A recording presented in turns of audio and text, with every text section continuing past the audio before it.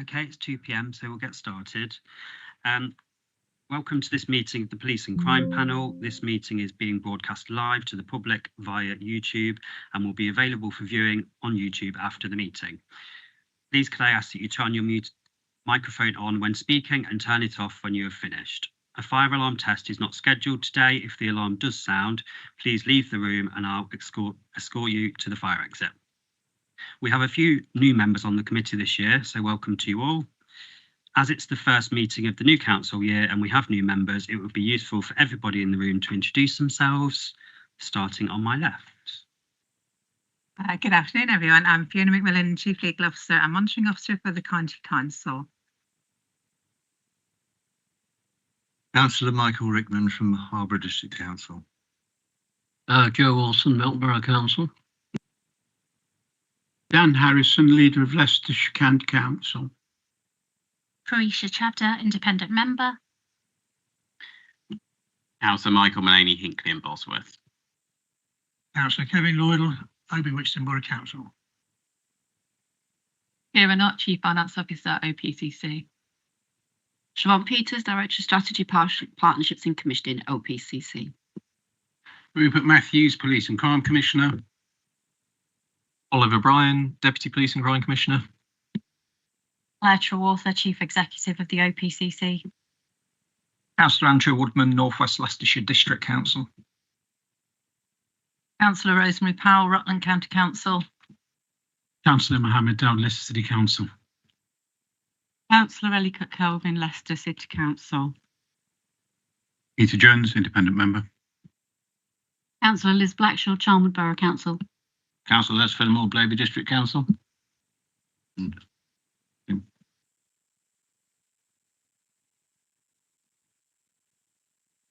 Councillor Lewis Singh Patel, is the Leicester City Council. Thank you, everyone. So moving on to the first agenda item on the agenda today, which is the election of chairman. Could I please ask for any nominations and a seconder for those nominations, please? Councillor Blackshaw. Nominate Councillor Les Fillmore. And a seconder?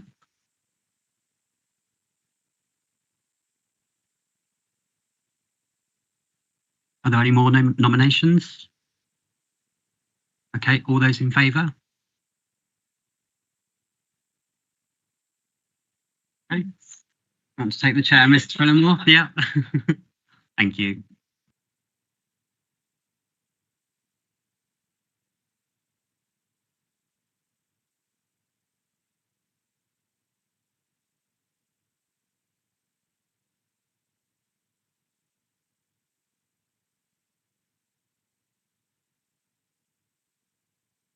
Okay, thank you, members.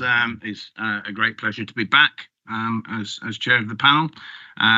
So agenda item 2 is the election of a vice chairman. Could I please have nominations as seconder for those nominations? I'm quite happy to nominate the lady to my right, Councillor Liz Blackshaw. Any other nominations? We've got a seconder. Mr. Woodman, any?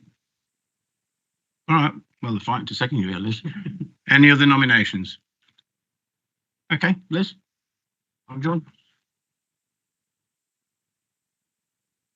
I think, ladies and gentlemen, and everybody else in the room, if you wish to loosen your ties, take your ties off, loosen your shirt, take your waistcoats off, your jackets off, and whatever else. It's going to be a warm, stuffy, hot afternoon. If it gets too warm in here, the main council chamber has been set aside for us, which will be a bit cooler. So we will see how we get on. I'm very conscious that we have a number of members and officers who need to leave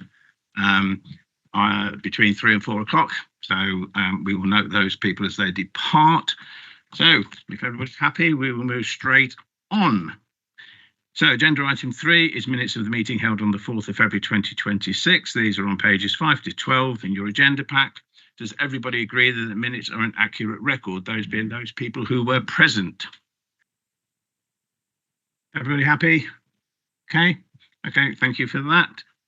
And then agenda item 4 is minutes of the meeting held on the 12th of February 2026. Those are in your pages 13 to 16 in your agenda pack. Everybody happy for an accurate record? Thank you, Michael. Right, okay, thank you for that. Agenda item 5 is public question time. I have received a question from a Mr. Jonathan Smith. It is in your emails. They were distributed it for you. The question and its response have been circulated to the panel and will be taken as read. Mr. Smith is not here present today. So there's no any supplementary time. No, so there's no supplementary questions. So that's it. So agenda item 6 is to advise of any other items at which the chairman has decided to take as urgent elsewhere on the agenda. I have received no urgent items.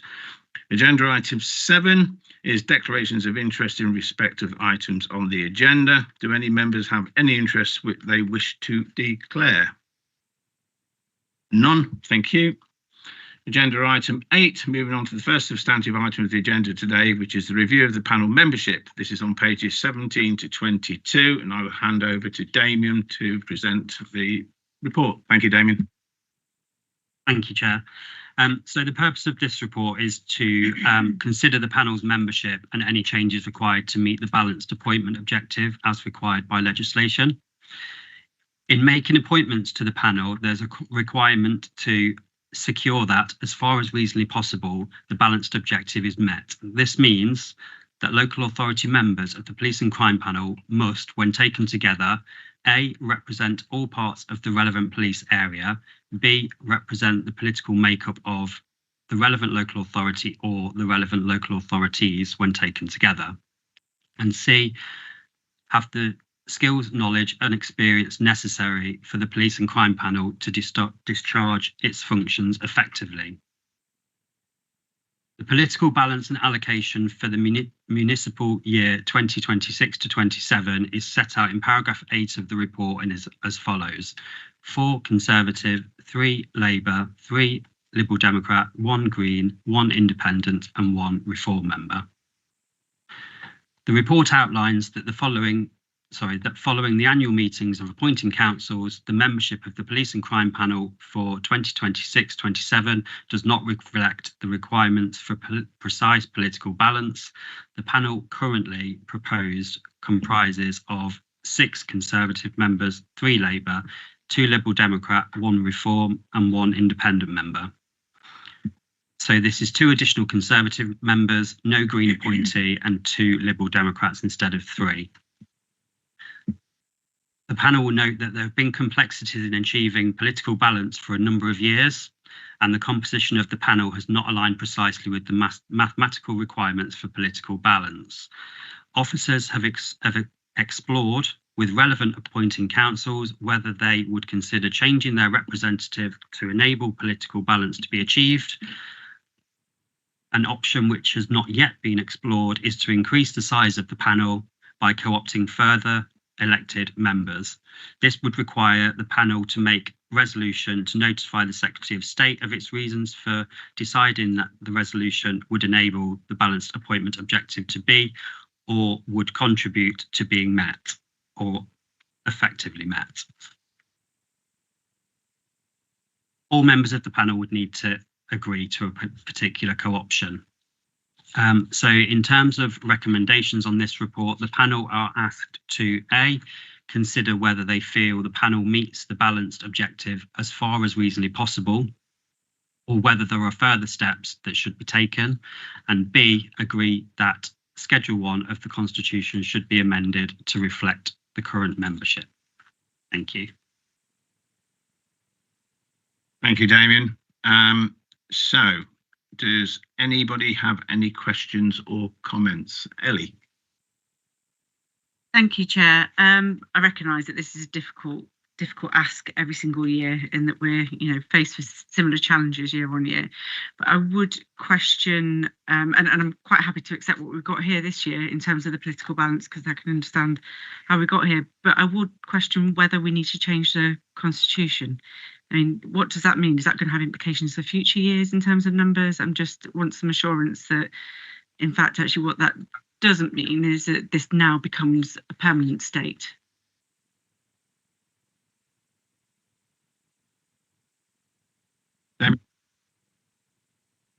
So in terms of recommendation B, that would be just changing the schedule in the constitution that lists the political balance. It wouldn't be changing the constitution for what I'd reflected on in terms of the size of the panel or any other changes to the constitution. It just lists the names of the panel members. That's what recommendation B is asking the panel to do.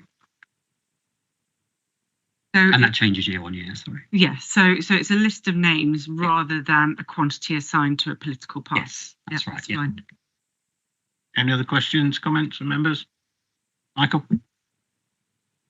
Just wondering, in terms of the makeup of next year, I presume, because obviously with the reorganisation, we're going to have unitary elections. I presume are we ignoring the whatever the outcome is of the shadow authority in 2027 and simply basing it on the existing county and borough until they take over in 28? Okay. Yeah. Yes. Any other questions? I think the only comment I would make is that as a panel, and I think it's been highly recognised that throughout last year, this panel operated extremely effectively and effectively apolitically. It was very difficult to actually identify any political position from any sitting member. So for me, as long as we can maintain that sort of position, and hopefully the panel will be as effective and efficient as it was last year. So happy to accept the notes from Damien. So we are amending B, I think, just the new list of balance. Is that right? So, Chair, you're agreeing that you feel that the panel meets the balanced objective as far as this is reasonably practicable. All right, that one then. So can we take a show of hands? So we're meeting, so far as reasonably practical, the balanced objective of the panel's constitution. Everybody happy, or show of hands, please?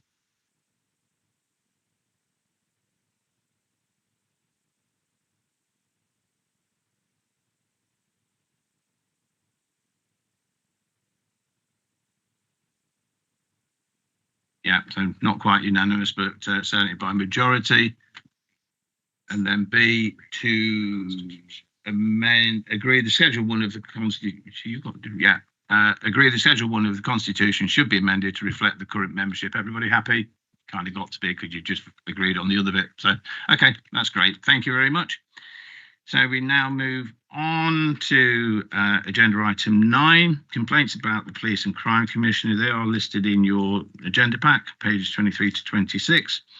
This report is for noting by the panel. The complaints included within the report are not for discussion, with the exception of complaints 0326 and 0426, which are in relation to the neighbourhood link resource as appended to the report as a supplementary pack.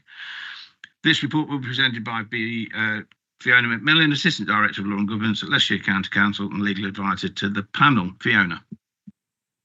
Thank you, Chair. So this report is presenting the panel with its routine update on complaints and associated correspondence received since the 1st of December 2025, together with how those matters have been handled under the statutory framework. By way of a reminder, the panel's role is set out in the 2011 Act and 2012 regulations, so you must receive and record complaints, carry out an initial sift to determine whether any criminal matters should be referred to the Independent Office for Police Conduct, and for all other complaints, seek to resolve them informally. It's important to stress that informal resolution is deliberately limited in scope. The panel is not permitted to investigate complaints and cannot gather evidence beyond inviting comments from the complainant and the Commissioner. The emphasis is on proportionate local resolution. Operationally, the panel has delegated these functions to myself as Chief Legal Officer and Monitoring Officer, acting in consultation with the Chair and Vice Chair. So turning to the cases reported, since the last update, a number of complaints have been received and progressed. These fall broadly into 3 categories. Firstly, complaints that have already been considered and resolved through informal resolution. Secondly, matters that fall outside the panel's statutory remit. In those cases, such as concerns relating to operational policing or data protection, the complainants have been signposted to the appropriate bodies, including the police or the Information Commissioner. Where complaints have been made relating to staff within the OPCC, these are referred to the OPCC themselves to be handled through their internal employment procedures rather than coming to the panel. Finally, complaints that are currently in progress. These include complaints where elements fall within the panel's remit and are being taken forward to informal resolution, including referral to a complaint subcommittee where appropriate. One of these matters was first referred to the IOPC, which has since confirmed there is no criminal element, and the complaint has therefore been returned to the panel for consideration under the usual process. There are also 2 items that members will see separately on the agenda as general correspondence for scrutiny, where no formal complaint determination is required. This report is for noting today. Members should avoid any discussion of the detail of individual complaints, in line with the panel's statutory role and the need to preserve appropriate confidentiality, as your focus today is oversight of the process rather than consideration of individual cases, due to the requirement to maintain confidentiality of complainants and those involved. So as I said, the only 2 exceptions are the 2 items of general correspondence, which are in your supplementary agenda pack, which is provided for your scrutiny. In summary, these relate to concerns about the use of the Neighbourhood Link platform for PCC communications, including issues of tone and transparency, and to correspondence regarding a council tax leaflet and subsequent engagement with the PCC's office, neither of which requires a formal complaint determination, but may properly be considered by the panel today. Thank you, Fiona. Members, any questions relating to those 2 items that the Assistant Director has specified and highlighted? Okay. I've got just trying to. That's David. Yeah, I've got some general questions about the complaints process. Am I allowed to ask those, or? And that I don't think will breach any. Absolutely fine, yeah.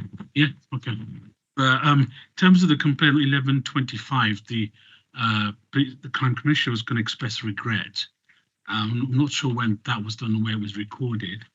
And also 126, monitoring officer carried out an initial assessment, and there was going to be a committee to be arranged. I'm just wondering where there's a date for that committee.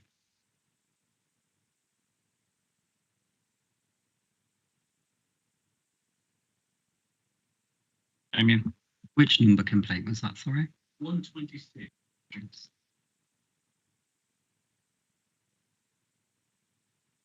So a panel is being set up. Since we've had this meeting, it's the first meeting of the year, Damien will proceed to arrange an assessment subcommittee as soon as everybody can make a date. That's underway. It's not been set as yet. Yeah, please continue. This Crime Commission expressing regret.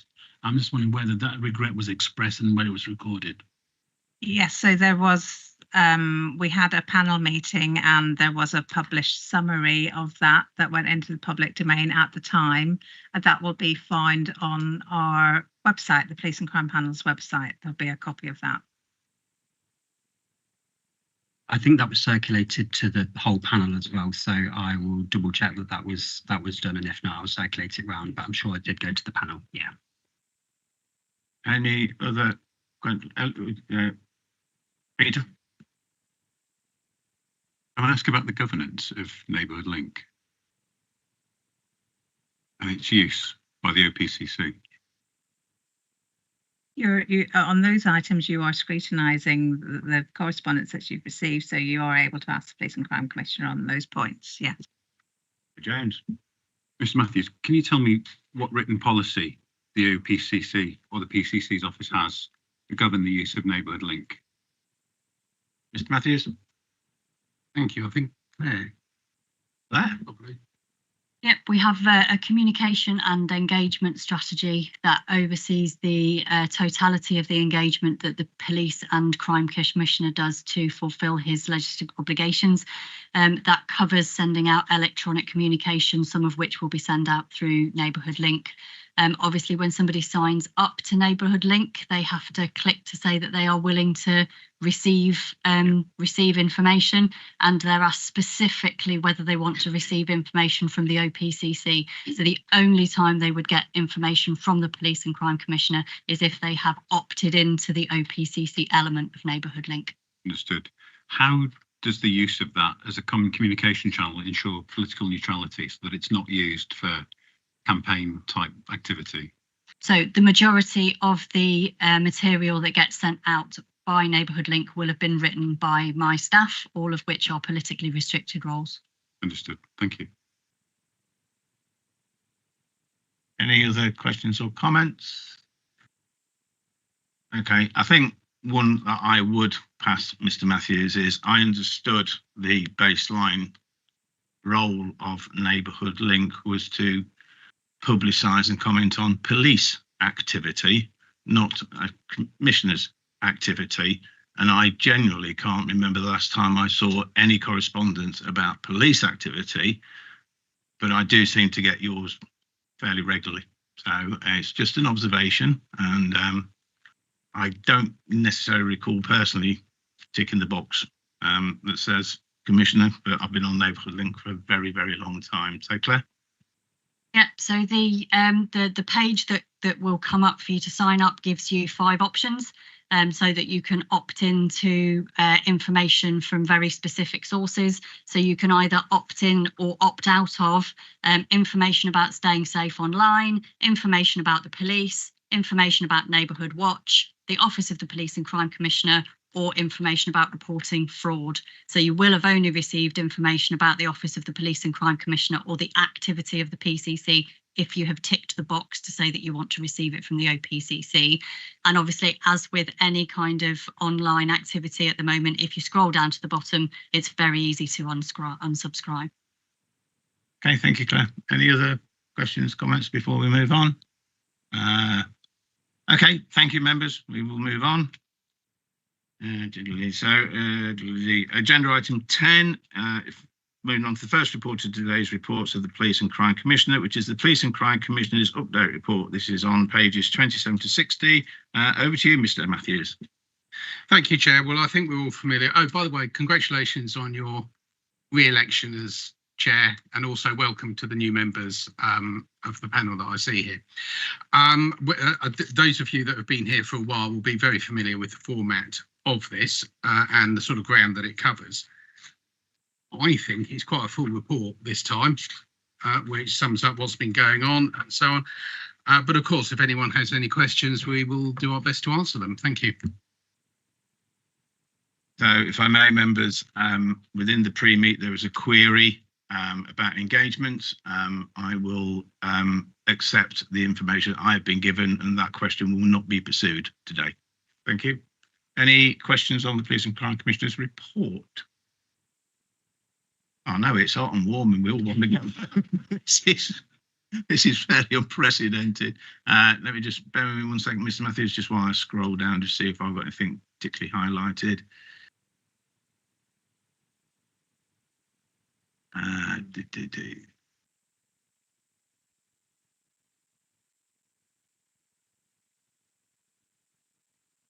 Oh, Mr. Jones. Mr. Matthews, we've got a report for the 21st of April for the meeting that we missed, but we don't have one for June. Why is that? Claire. Thank you. We bring a Commissioner's update report to every other meeting, so there wouldn't have been one scheduled for this meeting anyway. The next one will come to the next meeting and we'll cover everything from the 1st of April up to that date. That would be one. Thank you. Thank you. Thank you. Any other comments? Sorry, Liz.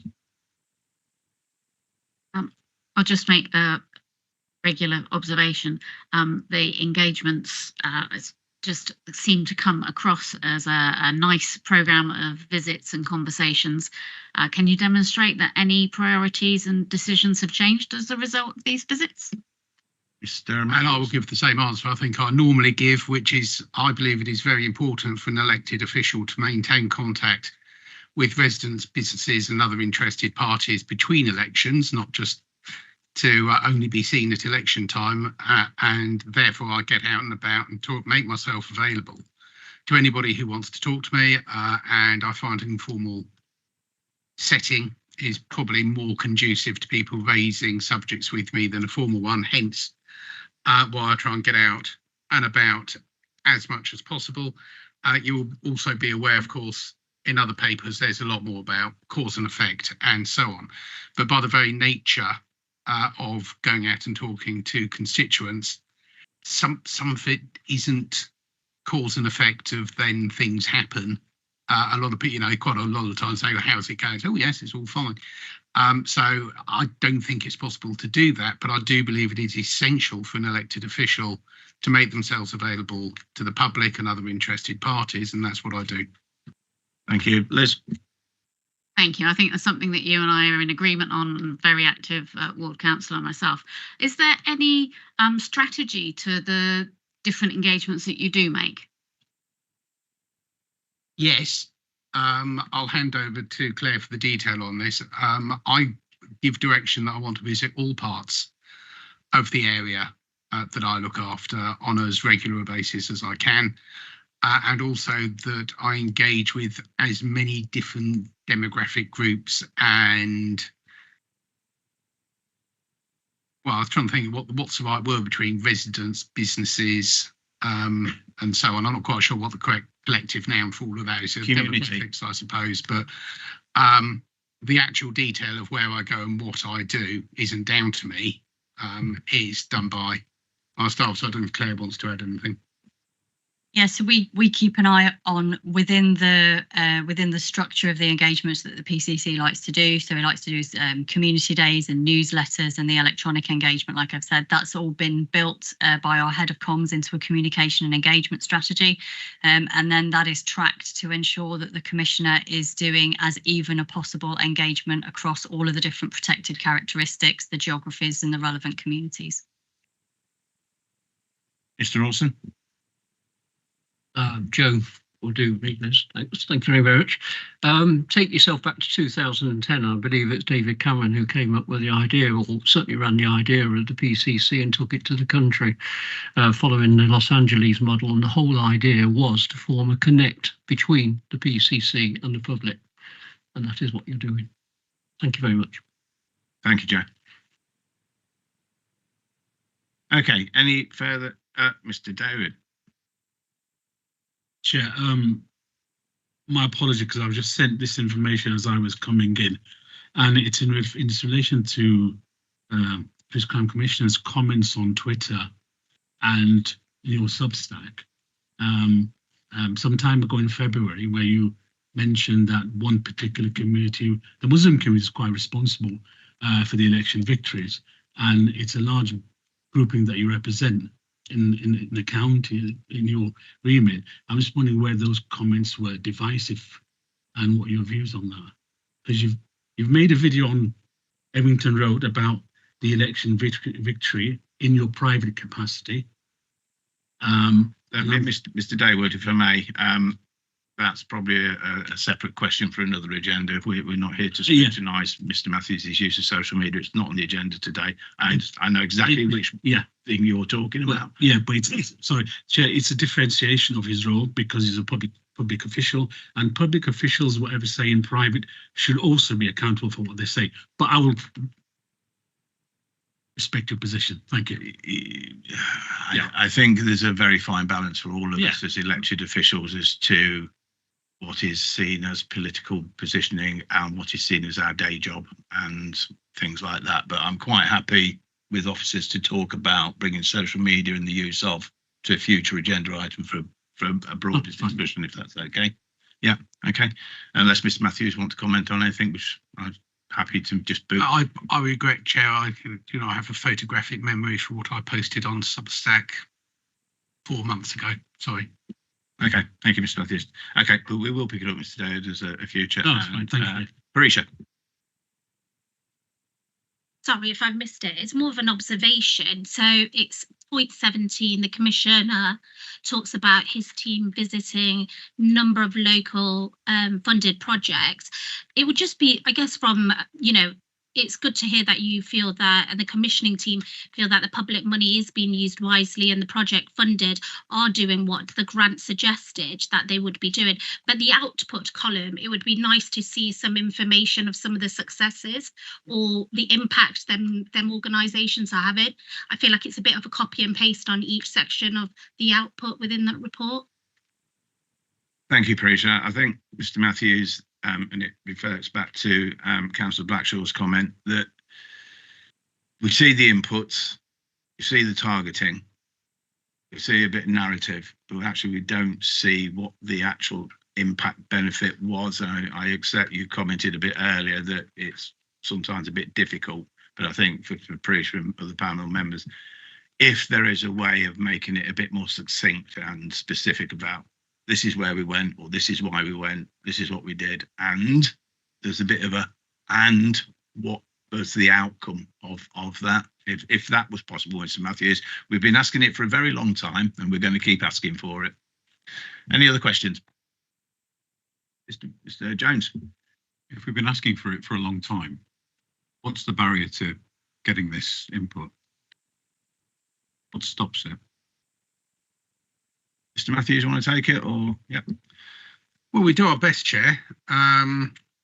If you want more detail, I'm always slightly wary of giving too much detail because then you have huge long reports to read.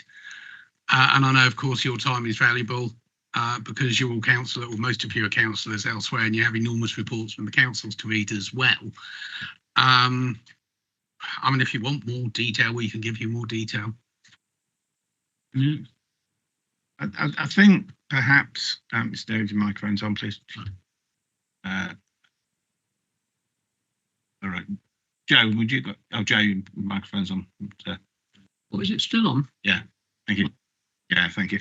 I just wonder, Mr. Matthews, so to satisfy panel's intrigue and request and to recognise the complexities of what would become potentially quite a long sort of detailed commentary, perhaps if you just pick 2 or 3 of the most impactful ones to comment on, rather than the whole tranche of every visit you've made, and we'll sort of test the water, Parisha.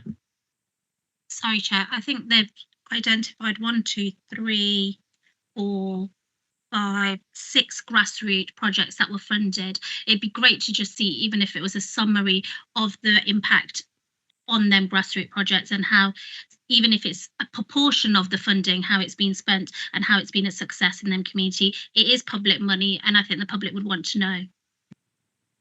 Claire? Yeah, I just wanted to add on to what the Commissioner said, kind of in response to Mr. Jones's comment as well as Ms. Chabler's. So the grant programmes that are given, a lot of it will depend on when that grant money was coming out, and a lot of the visits that the commissioning team do will be very early on in those projects, just to make sure that they are actually spending the money. It's like a due diligence to make sure they're spending their money on what it is they said they've spent their money on, and then the impact report are done at the end of those projects. They have to send in a 6-month report and a 12-month report. So if we've not put it in, it's because we haven't reached the point in that project yet at which those impacts are being able to be seen. The panel's heard me say many times that I am always very careful about attributing a certain impact to a certain project. As you all know, when you work across a partnership landscape, there are multiple projects delivered by multiple partners that are aiming to have the very similar impact. So it would be equally remiss of me to sit here and say our project has definitely delivered this impact, because chances are there are multiple other partners delivering within the same space. This panel requested a specific report on the impact of commissioned services, which is a report that you've got later in your pack. The Commissioner's update report is designed for you to be a report around activity. When you've requested reports on impact before, that is why we now have a specific performance framework which is attached to the police and crime plan, which has got measurement against specific metrics, which is in the next report for you. Thank you, Claire. So I think that suggests that Parisha, Mr. Jones, and anybody else who's got an interest in it, you hold those questions or regenerate those questions when we get to agenda item 14. Ellie? So with that, are we going to receive an impact report on each of these interventions? If they're going to be written at the end, are we going to receive them? If you would like them, I will refer to Siobhan, and I'm sure Siobhan will bring them through as and when they come in. Siobhan? Yeah, so one of the things, if you see in the report, it says that there was information about the commissioners, the new fund, the action fund, which is taken over from the commissioners safety fund. So we're doing that in rounds now. So there's 3 rounds per year. So those points, that end point will come at 3 different points in the year. So we can bring that information as and when those projects come to an end. So the ones that were the first round, which was kind of like September time last year, it will obviously be later autumn time this year when they come to the end, and then we can move it forward that way. Ellie? Yeah, I don't know how detailed these are. I mean, clearly don't want the full report, but it would be really nice to have this brought to life a little bit. You know, it's the same as when you hear case studies and things, isn't it? It helps articulate what it is that organisation are achieving. Thank you. And I would just say, in terms of the way that we're running the new Community Action Fund, we are collecting those case studies, so we can bring some of those here as well.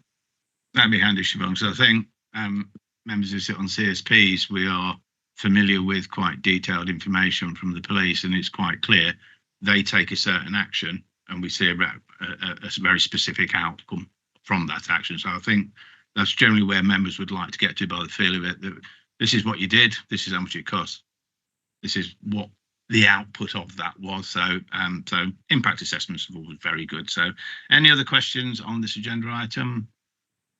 No, good. So we'll note the report for that one. Agenda item 11 is policing, and we've got another big card that we've just done that one. Agenda item 12, an update on how.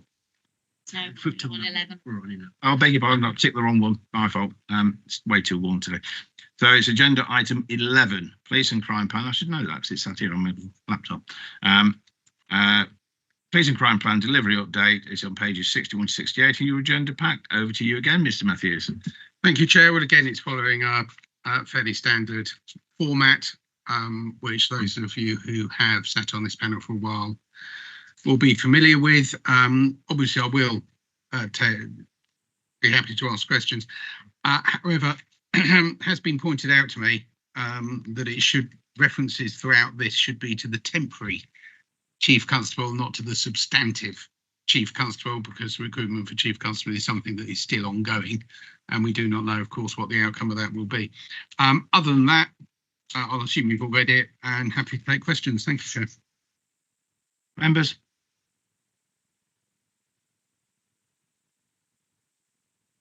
Oh, right. I've got one, I think. Mr. Jones, you go first, please. On the topic of the temporary Chief Constable, how long have we been looking to appoint a substantive Chief Constable, and what's the barrier to doing that? Mr. Matthews. Thank you. The process for appointing a Chief Constable is very long and involved. It's laid down by the College of Policing. It's exhaustive, it's prescriptive, and it is a complex and drawn out programme. We've been through it once, and the panel who did the interviews and everything and took account of the other reports decided that neither of the 2 candidates who came forward should be appointed. So we're now in the process of going through the entire long rigmarole of process again, and we will see what the outcome of it is in due course. Ellie? I recognise you said that it's a long and involved process, but I understand there has been another recent delay, and I just wondered whether you could explain that to us. Matthews.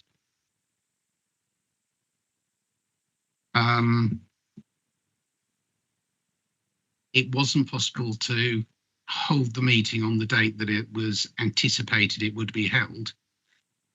And given that a substantial number of people are involved in this process and they all have to be available on the right day to do it, that meant that there has been a delay of, I'm looking at Claire, 8 weeks? 8 weeks before we can pull everybody together in the same room again. Yeah. Okay. One question, forgive me if I've missed it.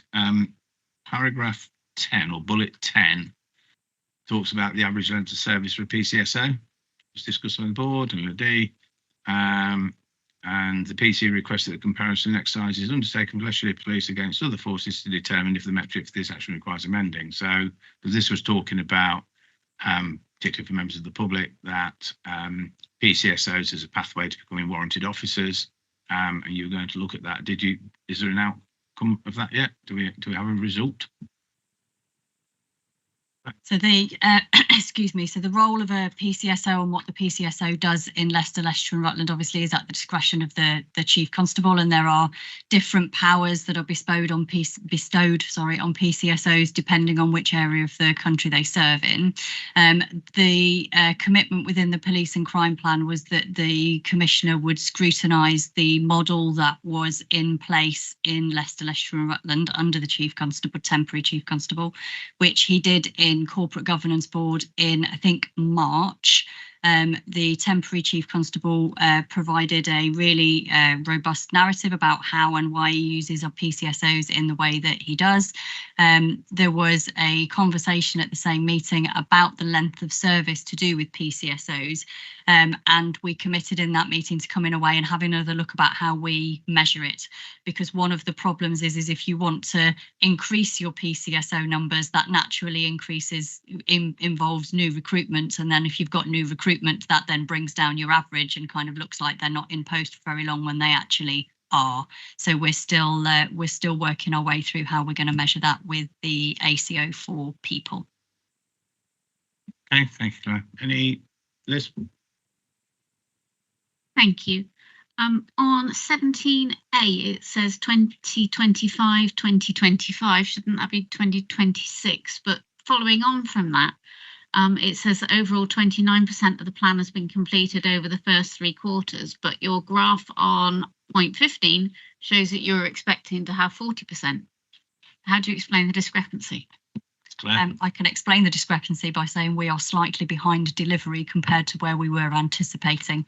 So the team have a day together tomorrow so that we can look at what we've delivered compared to what we have not delivered and then prioritise for the next quarter in 26, 27.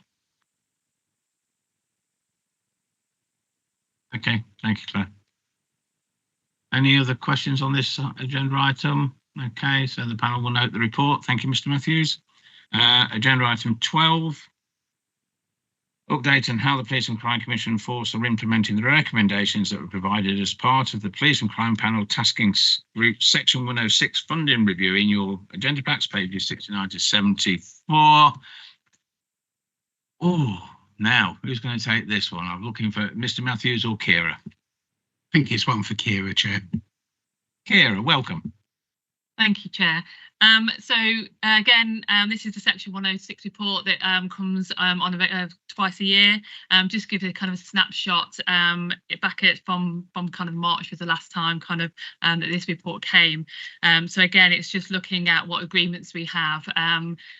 There is a number of agreements that are due to come to expire within the next 12 months. The Force have been kind of, and the OPCC have been working really hard to try and find projects and understand what projects are needed and how we can fund them through Section 106.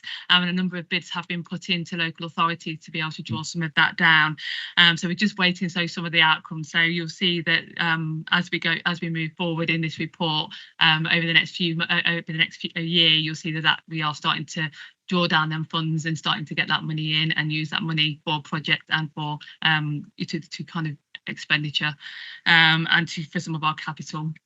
We'll also see from the updates that we are having a kind of a few issues with getting new bids agreed. We are working with the local authorities at the moment to see what them barriers are. But we would really like welcome some support from the panel taking that forward. But that's it. I'm happy to take any questions from you. I think ahead of that, just for any members of the public who may be watching online, Section 106 is a contribution principally from developers in your villages and settlements, which gets spread out amongst education and police and fire and all sorts of bits and bobs. So it is important at the moment. By the looks of this, we're looking at about £8 million that's available for the force. I just wonder, two questions from me, I think, Kira or Mr. Matthews, is I was part of the task and finish group that when we started this review of use and blockages with section 106, and some of those are just basically time bound. What we want then is different to what we want today. Are you seeing any more flexibility from the planning authorities and the legal advisors of those planning authorities to how it is worded to make your access to it, which is pertinent, I think, to all of us, to be able to access it?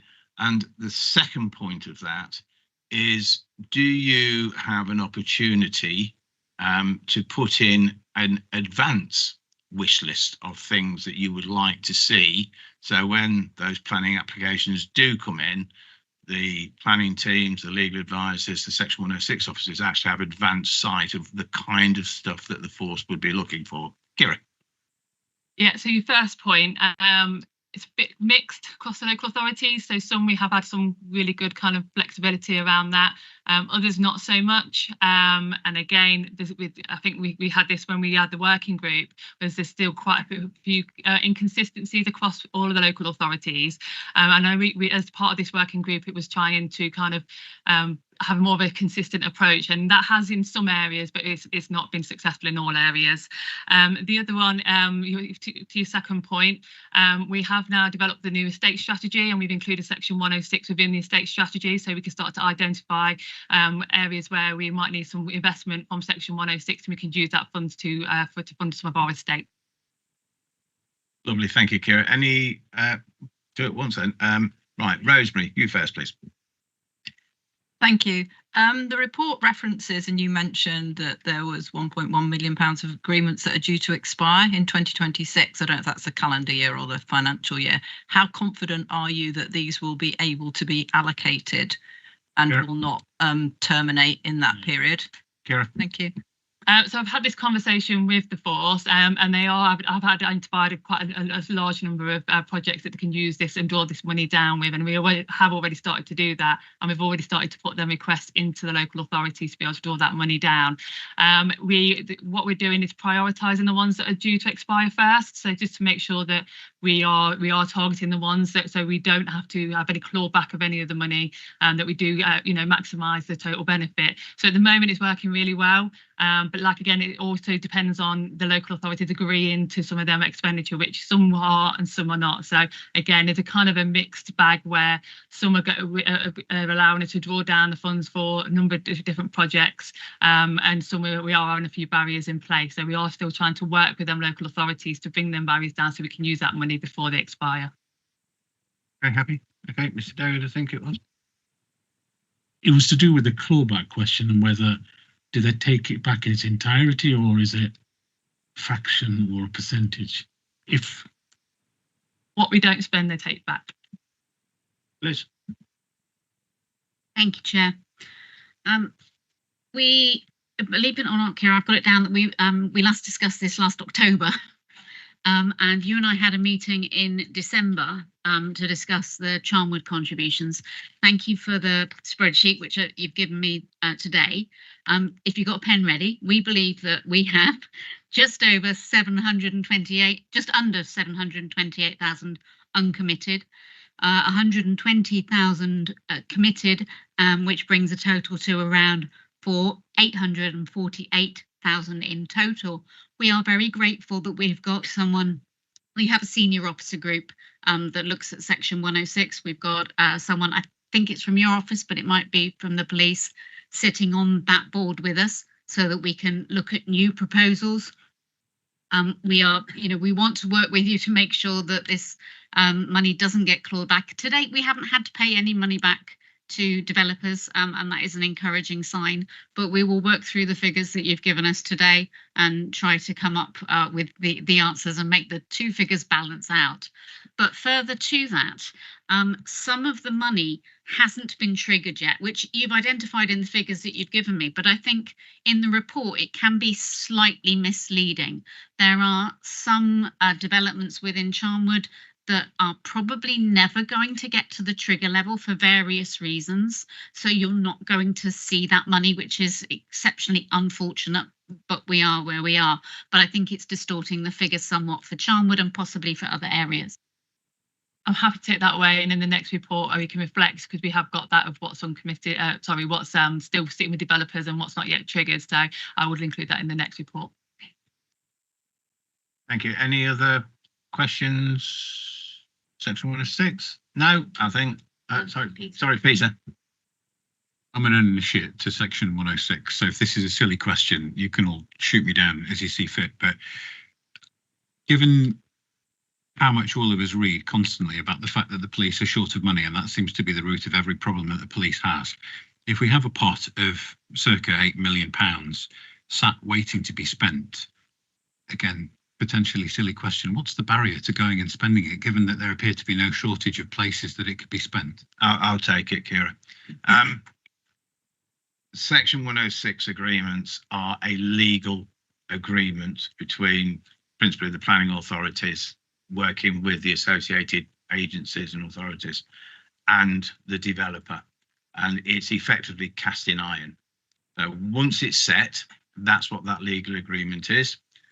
And that is the only way it can be drawn down to service what is in that writing, which is what this project was all about, is to go back to the planning authorities, go back to the developers and say, can we put some flexibility around this wording to make it easier to draw down? Because the world is dynamic, the world is fluid. Agreements that were written or started to be written 5 years ago may no longer be viable today for the way, particularly with the force and the way the force operates. So it's a legal problem ultimately, which is what Kira and the officers at the planning authorities have been trying to navigate around to bring that money forward. So hopefully, but I think Kira's going to add a bit to that as well, Peter, if you just bear me a second. Yeah, so the barriers are that it has to be used in a specific way, which is around capital expenditure. So again, that's whether it's a new building, new vehicles, new IT kind of physical equipment. So it has to be capital expenditure. And like the chair said, that once you put in your bid, which was some of them are 10, 20 years old, the kind of force has changed quite significantly since then. The need for buildings is not necessarily required as it was back then. So, and again, once these are in legal binding, it's very hard to come out to change the wording within that to be able to use that.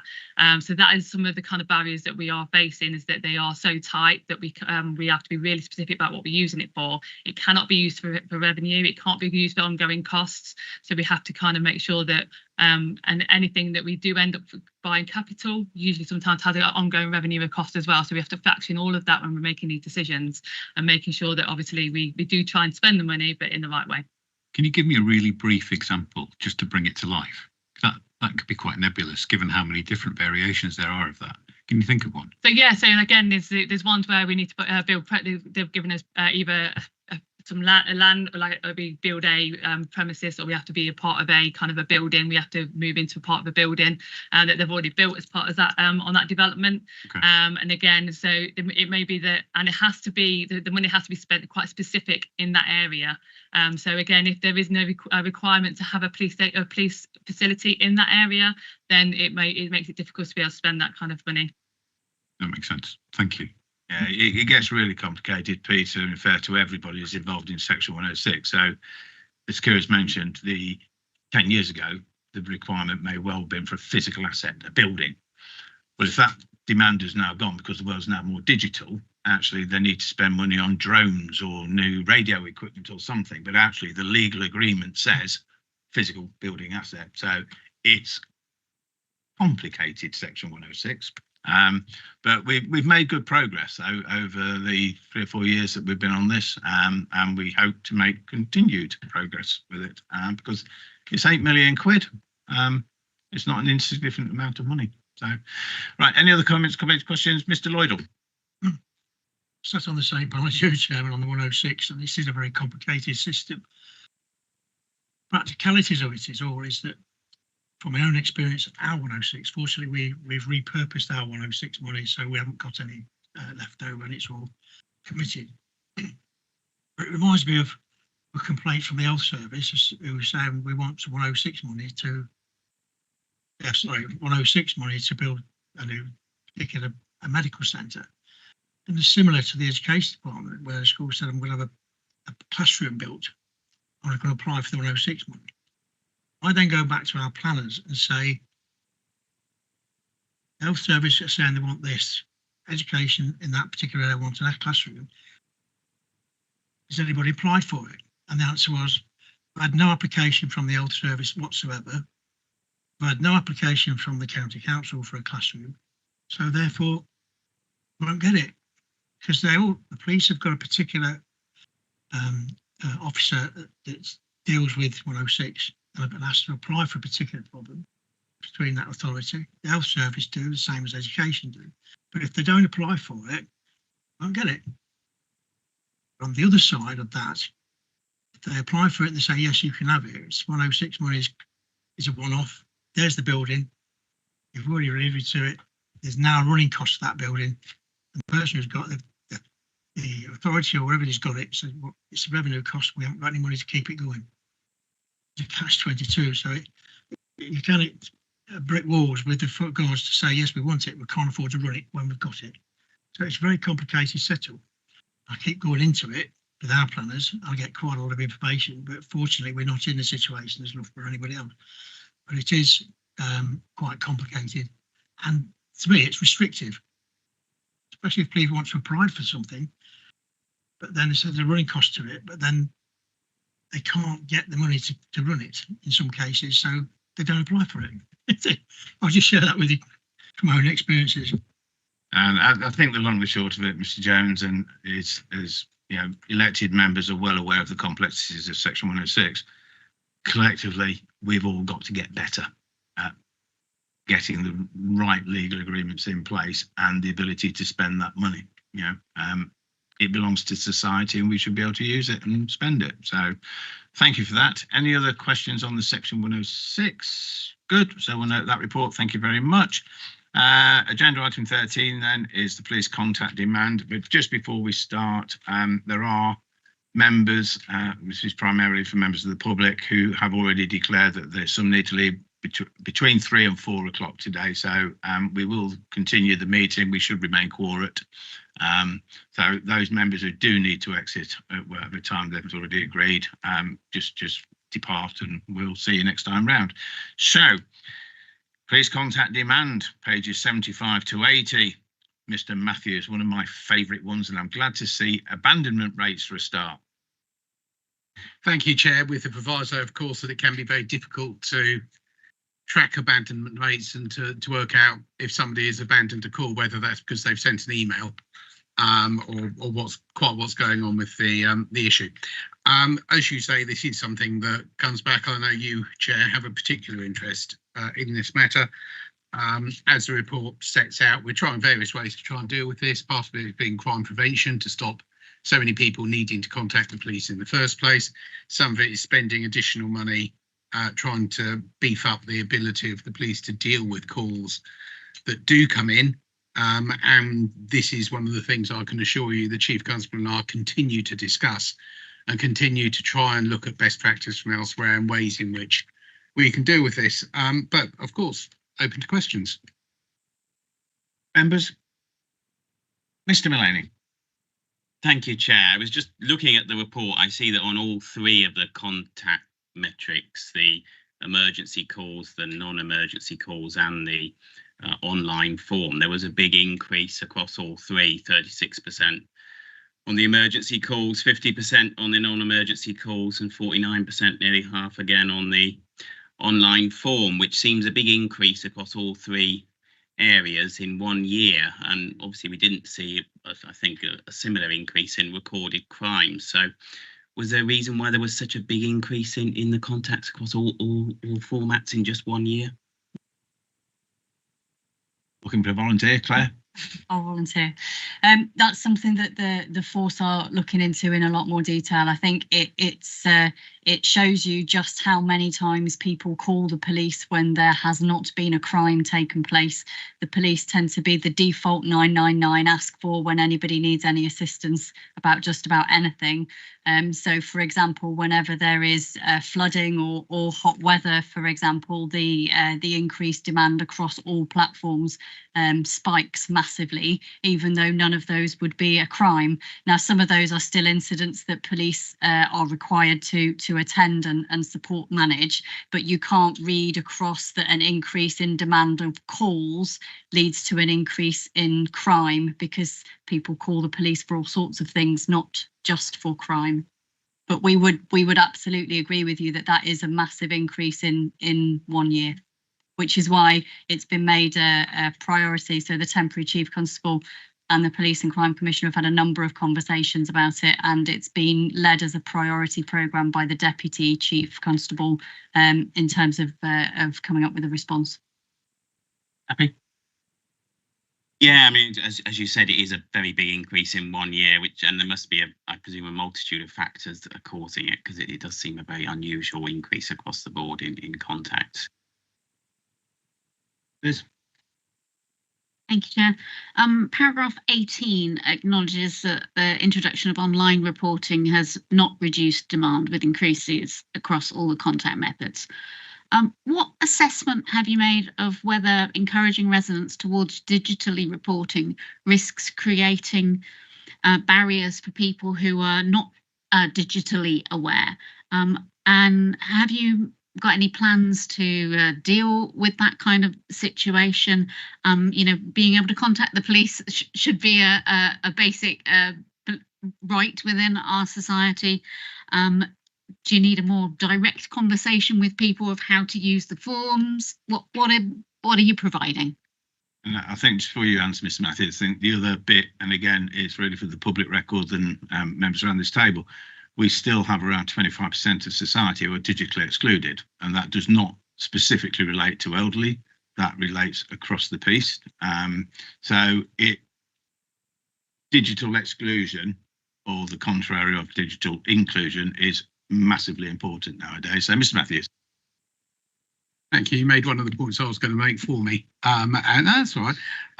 It's good to have the importance of the fact rammed home, because this is something which I think many organisations look at. Doing things digitally is easy and try and shift in that direction.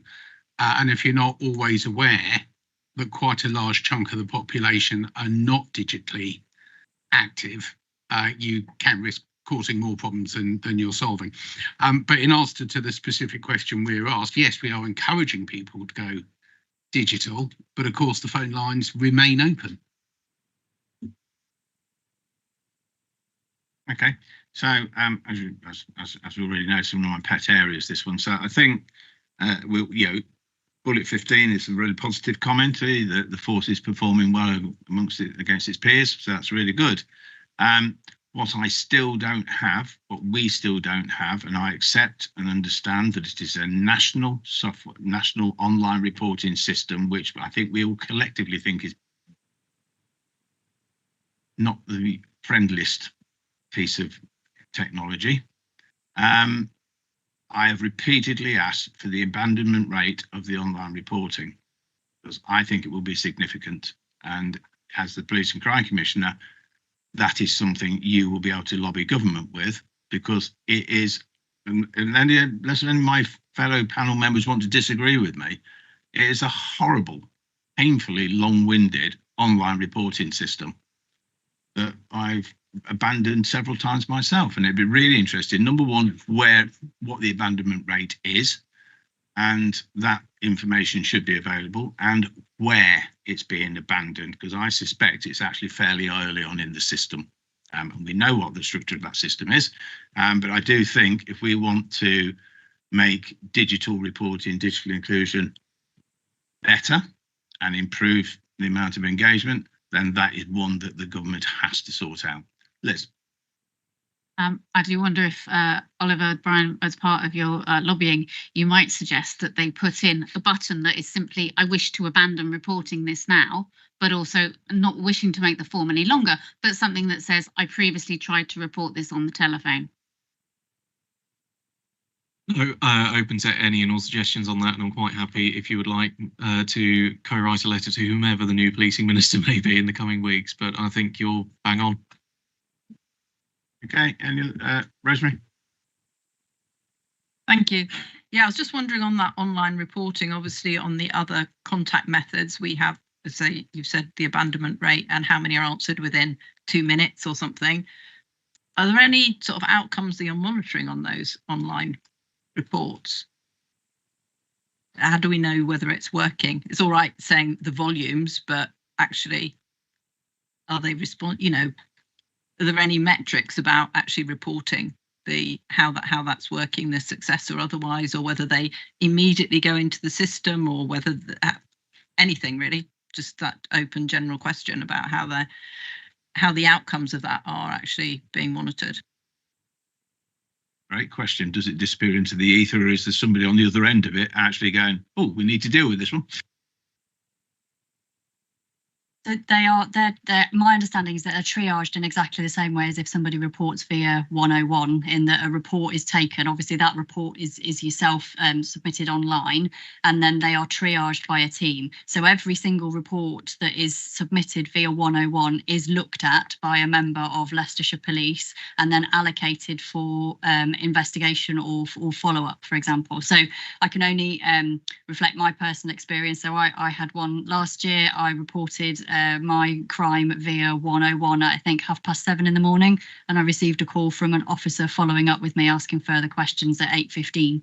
So they are absolutely following up on every report that's made of 101. It definitely doesn't just please, I want the public to be assured that if they report something on 101, they are all looked at and triaged. They don't just disappear into the ether. Happy, Rosemary? Yeah, so when you say report on 101, you mean on the online way of doing it? Okay. Thank you. Peter? Sorry to drag it back, but following on from Councillor Maloney's point, by any stretch of the imagination, the demand on contact has shot through the roof over the course of the last year. And I take your point as well that the police are the emergency service of choice for everything. That's a common complaint amongst officers. Are you worried with the amount of calls and contacts shooting up that people with genuine concerns, genuine emergencies will get a lesser service, or worse still, no service because of that? And if you are, what can be done? Thank you, Chair. I suppose that's always a risk, where however many people are contacting the police and whatever system is done.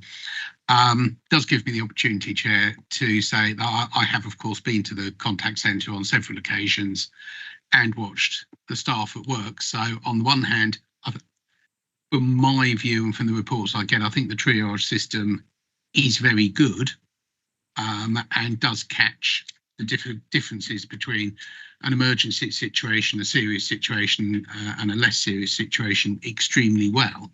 And the staff are very well trained in how to push the things on to someone to deal with it, which does give me the opportunity, Chair, both to agree with you on how user unfriendly the online form is.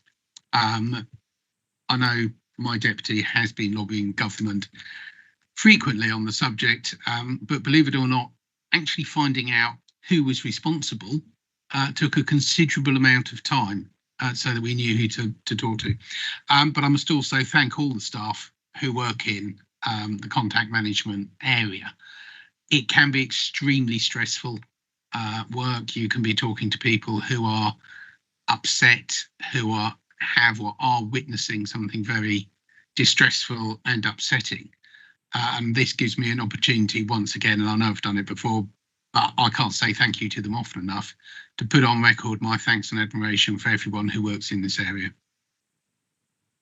Okay, thank you, Mr. Matthews. So just be... Sorry, Chair. Sorry, go, Claire. Sorry, can I just add to the Commissioner, just because of the importance of the question that Mr Jones asked about the risk of whether we think there are people in a genuine emergency that aren't going to get a response, just to reassure you. So that if somebody has a genuine need to report and there is a crime in progress and there is threat to life, 999 is always the number that they should call, and they do so. And the force are still picking up those calls in 95% of the time in less than 10 seconds. And then the response rates to those, are also really strong.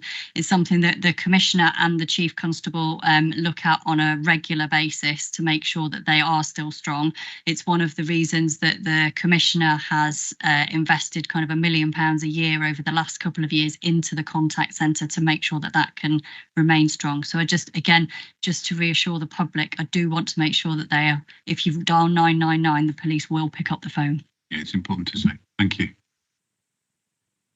So I think finally from me then, Mr Matthews, bullets 23 and 24. However, due to the short-term nature of the funding, continued financial pressures, the 25-26 budget reduced, the additional FTEs from 26 to 20, and then in bullet 24, you then talk about you'll need additional resource if we actually want to improve it.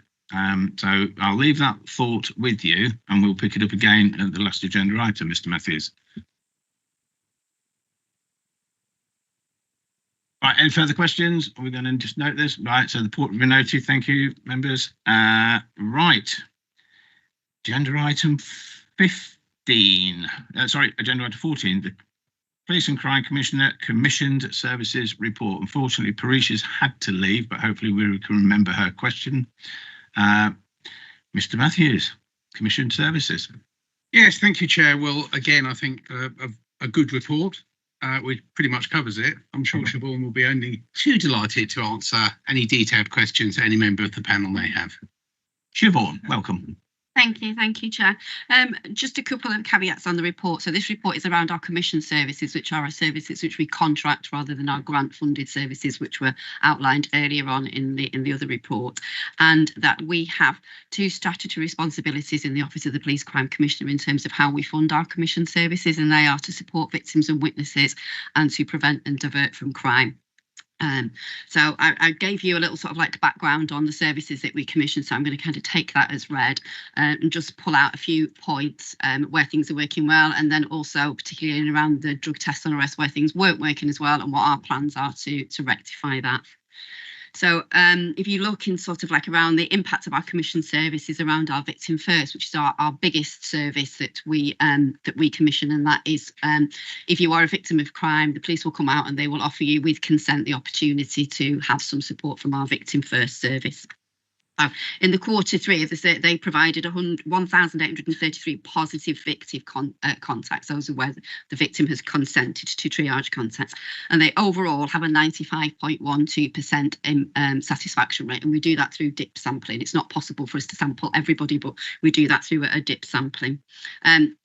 We ask certain questions that, at the start of people's engagement and at the end of their engagement. So we noted that 349 individuals felt better equipped to cope and build resilience, and we delivered 16 positive restorative justice outcomes. Now, restorative justice outcomes do take a long period of time to work through, so it doesn't sound like very much, but it is a significant amount of restorative justice outcomes. Also to note on that 1,833 positive victim outcomes, somebody may not want any further support from that. It may be that they just wanted to have a chat through with somebody. So there will be different levels of support that will be offered to people. We did do a stakeholder survey, and we did that with our partners, because obviously oftentimes our partners refer into our victim services as well as our police colleagues. And one of the things that they found was that the referral processes were easy to use, because previously we've been told they weren't easy to use. So we've adapted that, so we have made our processes much more easy to use for people to be supportive and effective. And then they did highlight some sort of like areas for which we will plan into the sort of like 26-27 forward plan. Those were things around sort of like consent and managing and making sure we'd got certain consents in place. So we also sort of like measure our impact in the number of repeat victims. So we're looking at the number of people who were repeat victims. So on that year to date, there were 220 out of 9,876 eligible victims that were referred to as repeat victims. So that's roughly equivalent to around 2.23%. So I think that that evidences that's a reasonably good rate of people that our service is supporting. In terms of our DASV services, so that's our domestic abuse and sexual violence services, I apologise at the top of the table for my oversight. It should say 25-26 in the first column, and it should say 34 rather than 44%. But from those services, in the year to date, we'd had a service that had 531 victims that they had then gone on. Because one of the things we try to do is obviously we're doing the support for the victim around their domestic abuse or sexual violence crime, but also to make sure that they've got onward support and that they've got other things that kind of like support them past that. So 531 of our victims were referred into mental health support, 170 into a housing support that excludes refuge, and 160 to the multi-agency risk assessment conference, which is the MARIC, and that's the mechanism which I'm sure many of you are familiar with, but that's the mechanism that we use to put that wraparound support into victims and survivors of domestic abuse. So in terms of our sexual violence services, so there are 50 plus referral routes for our sexual violence services, much more than for our domestic abuse services. So we had 748 referrals into this. So I've kind of give you a bit of a breakdown. It doesn't cover them all because there's 50 of them, so it'd be a big long list, but the majority come from the 44 self-referrals, 414 police referrals, and 134 from our sexual assault referral centre. One of the things that we have found is the average wait for court dates is massively increasing. That has an impact on our services and the support that they can deliver, because that and there when we go back, sometimes when we have those dissatisfaction things, we go back and we ask the question, why are you dissatisfied? And a lot of the time it's around the length of time that it's taken to come to court rather than it is in the service that's being delivered for them. Our IDFA and ISFA services will stay with somebody all the way through to court and beyond. Sometimes when we've got long waits, they'll do a bit more of a light touch in that interim period. And one of the things that came back to us was that sometimes it was difficult for people to engage with the services. So we've worked with our services to put in other methods and channels for service users to feed back. So we have some of that online feedback. They can have phone calls to feedback. They can WhatsApp to feedback. So we've made sure that we try to put in as many different feedback mechanisms as we can and to dip sample those. Regarding our SARC services, so up until right now, Leicestershire Sexual Assault Referral Centre remains the only police-run SARC in the country. Our delivery partner Mighty have pulled out of the contract because they no longer do that type of business. We were the last business that they did in terms of sexual assault, in terms of the clinical assessments. So we went out to market engagement and we went out to procurement earlier this year. So when I wrote this report, it wasn't in here, but we do now have a provider. So it's Mountain Healthcare who will be providing the SARC services from the 1st of October 2026. I was on a mobilisation call with them this morning, so we have a full mobilisation and risk plan to make sure that we're on track, and we're on track with about 95% of the things we want. You won't be surprised to hear that some of the stumbling blocks are around IT, but we have plans in place to manage that. And so we're currently in the mobilisation, as I say, for that. We did do a pilot project with victim survivors, because if you don't attend the SARC, then you weren't able to get that sort of like wraparound support because no one had done a needs assessment, and we understood that's why. But so we've been using GoodSam, which is an app that the police use, and it's based on the phone. You don't need all the big four phone providers are on board. You don't need data, you don't need IT access. So if a police officer is responding to a rape, we could say RASO, so that's a rape and serious sexual assault crime, that person might get a response officer because the original crime was not necessarily reported as rape. It might have been breaking and entering. So we have a system now whereby they can directly call up and talk to a crisis worker 24 hours a day, 7 days a week, 365 days a year. It translates into multiple different languages. There is no trace on the phone other than the question to accept it. And our question is, would you like to know what the weather is like in Leicestershire? So if a perpetrator picks that phone up, that would be something that would appear on the phone, but it wouldn't be would you like to engage in sexual assault referral services or support? So at the time I wrote this report, we'd had 130 positive interventions delivered through that. And that means that those people, if they don't wish to go to the SARC or can't make it, will still be able to be offered the same sort of like wraparound support. It's over 180 now since the time I wrote this. So we've had another 50 plus of those. Our substance misuse. So the government, the Home Office, provided funding for drug test on arrest, which they provided at a rate of £200,000 in year one, £100,000 in year two, and £25,000 in year three. And over that period, you'll be able to see the numbers in here where that significantly dipped. That's one of the things where we know that our impact has been much lesser. And we have therefore then the PCC has made available £200,000 over the next 2 years for us to bring that drug test on arrest back up to the standards that we would want it to be. We expect that that will not only have an impact on the people that are taking part in sort of like using substances, but also on those acquisitive crimes, which is one of the main trigger offences when people come into custody as to why they would have a drug test on arrest offered to them. I understand the panel were interested in further substance misuse work that's going on, or substance use work that's going on. So the OPCC contributes to the turning point contracts, both through the county and Rutland and through the city. We attend their contract review meetings as a contributory partner, but we don't run those services, and it's not our data. So if anybody wanted any further data around what's happening in your own localities, you would need to get that from your own public health department. But I'm happy to take any questions. Thanks, Siobhan. So I think first and foremost, excellent. You're undoubtedly aware that we have a task and finish group looking at Rasso in particular, which we're going to re-energise, aren't we, Damien? Yes.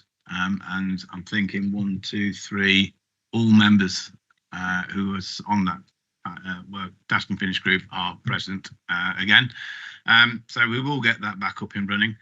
And I do find personally the comments at 14 about the time delay, because that fits very much with one of the concerns that we picked up very, very early on. And also the support journey for the the victim. So that sounds very encouraging. So thank you for that. For me personally, it's going in the right direction. I do like what's the weather in Leicestershire like.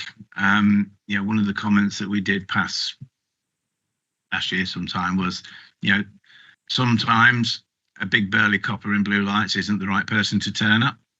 It's just going to aggravate and complicate matters. So I think that's brilliant. So having patted you all on the back, I'm going to open up to the panel. Ellie.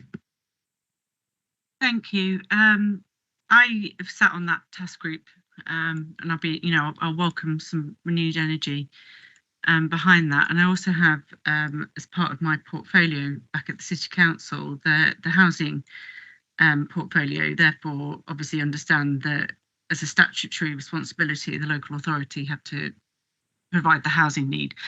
I think what has surprised me from the task group work so far and conversations that I've had either in it or around it is how fragmented services really are. And I think everybody can agree with that. We've talked about the court process, the police force process, you've got the local authority with housing, you've got the substance misuse and other NHS services. And I also get the domestic homicide reviews, and unfortunately what you regularly see there is a lack of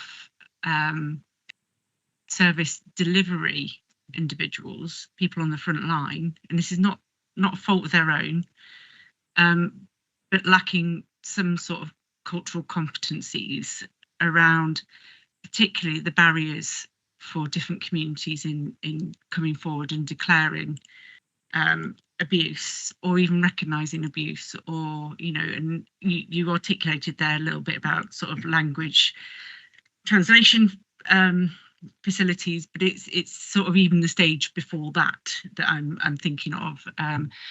There was it's well known, for example, that the Polish community don't like to approach the police, and it's well known in other circles from some of the asylum work that I've done that the British Hong Kong nationals don't like approaching authority as well for a different set of reasons, and they've all had very unique sets of reasons and motivations. And I think one of the things that really concerns me around this area of work is where that strategic drive sits. So again, one of the things that we spotted was the figures for sexual harassment are particularly huge between 14 to 19-year-old.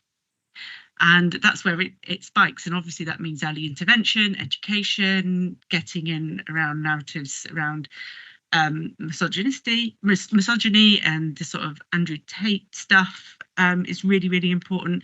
That once you see that data, or once you see identified that issue, how do you then feed that back into the system? And I'm wondering, it's not necessarily a question for the police, the Office of the Police Crime Panel, but I'm still scratching my head as to who is best placed and who should be, and who is potentially already in part pulling together that strategic piece around where we are now and what vision we have for the best service delivery we can possibly have. And I'm not quite sure I found that place yet. I would totally agree, Ellie. I think certainly from what our early understanding and information from that task and finish group is, there is a system-wide failure, and it's broadly nonsense, with national statistics to say 91% of rape allegations never proceed to court. Just nonsense. Anyway, any other questions, or did you want to come back? Yeah, I was just going to refer back to a couple of things that you said there earlier around, I think there is a misalign around some of those services. So one of the things that I'm working with is your teams in the city and also the teams in the county. Commissioning is cyclical, so we can't always change something like in the moment, but we have already started. We have a working group, so we're already starting looking at what are those tweaks and changes that we can make to our contracts from sort of like April next year, so that our services are more aligned. That doesn't help us in the court situation, but in terms of what our response and our wraparound support is, it is potentially helpful. The PCC's made some funding available, and we are going to be doing a Vogue Champions programme. So that will be looking, our pilot area is Belgrave.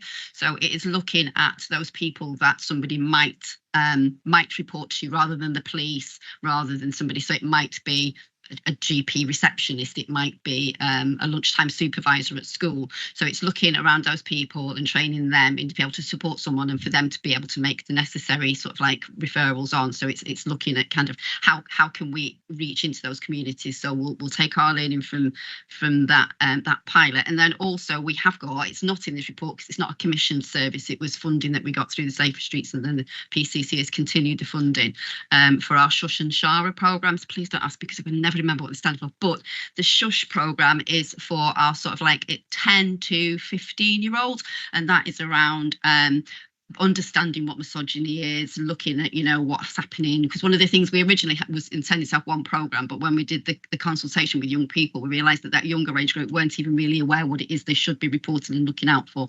So we have that Shush programme. We have the Shara programme, which is more for the 15 to 18-year-olds, and we have the Your Path, which we wrote for the university. So everybody in Leicester, De Montfort and Loughborough will have had our Your Path programme as well, which is in response to the from the Office of Students that they had to really sort of like bolster the support they had for people who reported sexual harassment, reported sexual crimes. We are looking, we've identified in our Vogue review that we've got a gap around the colleges.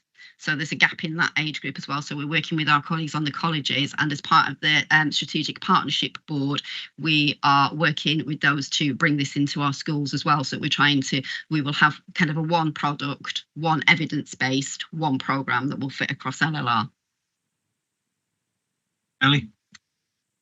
Thank you. That's all very reassuring and helpful. I think what I'm yet to discover, or yet to understand, is strategically still where this is best to sit in light of the number of different organisations that come together. And I'm not necessarily thinking so much in terms of the current framework for the OPCC office, because obviously we know that that will be irrelevant in a couple of years. It's about the future, and actually what level of governance arrangements do we need to pull the right people together for those overarching strategic points around communities and what have you. Still not quite there yet. So I think, Ellie, that's kind of really interesting, because one of my questions, it relates to bullet 13, when you're talking about 50 plus referral routes. Is that good or is that bad? Because number one, how easy is it for people to access those one of 50? Do you get multiple referrals from the same person into those 50 plus? And how, you know, that ease of access, ease of referral, ease of reporting, absolutely critical. But if you give too many people too many options, you can lose the impetus. So I don't know, Siobhan, but picking up on Ellie's point as well, I think, you know, it's all going in the right direction. Yeah, I can answer that. I think it's probably more around the language that I've used than the referral. So when I say 50 plus referral routes, that is 50 plus partner organisations that can refer in. So we have massively increased the amount of organisations that can directly refer, because we identified that one of the things was barriers, that if you weren't police, if you weren't health, you couldn't refer in. So we have increased the number of, so it's still one same referral route, one same pathway that you would use, but we've opened the access up to that to multiple more partners. Excellent. Any further questions for Siobhan on this particular one? Kevin? Yes, thank you, Chair. Just clarification really on page 84, 16, 17 paragraphs. You've highlighted the fact, and thank goodness, that the forensic replacements you've actually mentioned already. But there is a little paragraph or a little sentence there that says, SORAC, it relieves them without forensic examination capability. Does that now not apply? Now you've got this new contract. Yeah, so the new provider will deliver everything. So the new provider will deliver all the forensic capability, will deliver all the crisis intervention capability. We will still have our independent sexual advisors and our children's independent sexual advisors that will sit separate to that, as they should, co-located in there. And then we have 4 counselling partners, so that we have a fast track service for anybody that then needs that extra and onward support. But yeah, we are not in a position where we have any gaps now. That's filled. Thank you, Chair. Okay, any other comments? Excellent. Great report. Thank you, Siobhan, and your report be noted. Right, for members, delight and delectation, whatever it is they used to say, on my left, I have a blue note saying additional water is coming at 3:30. If you did want to have a comfort break and it has arrived, and on my right, I have a yellow one, which says 5-minute break for etc. at the end of this report. So 5-minute break, ladies and gentlemen.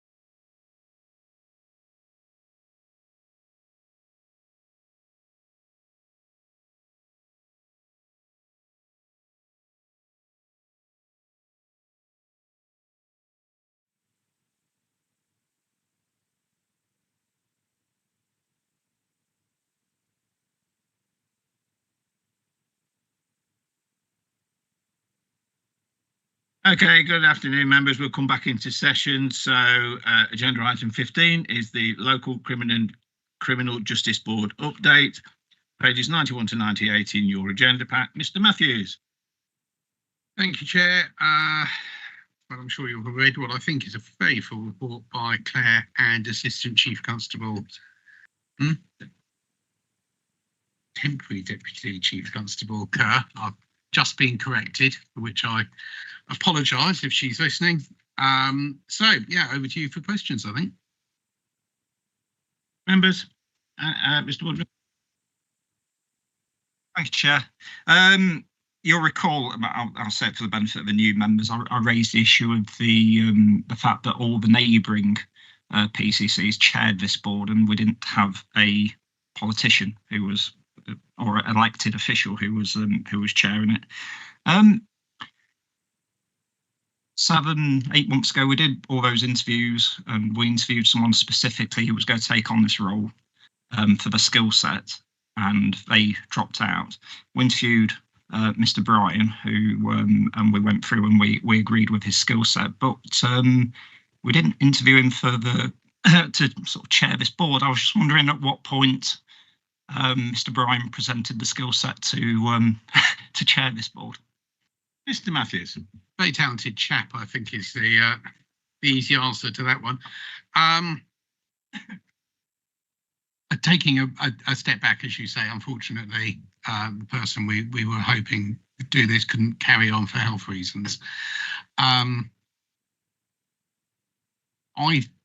sort of considered perhaps looking again, but it had been rather difficult, and thought we could do things differently. So it was a sort of suck it and see, if you like.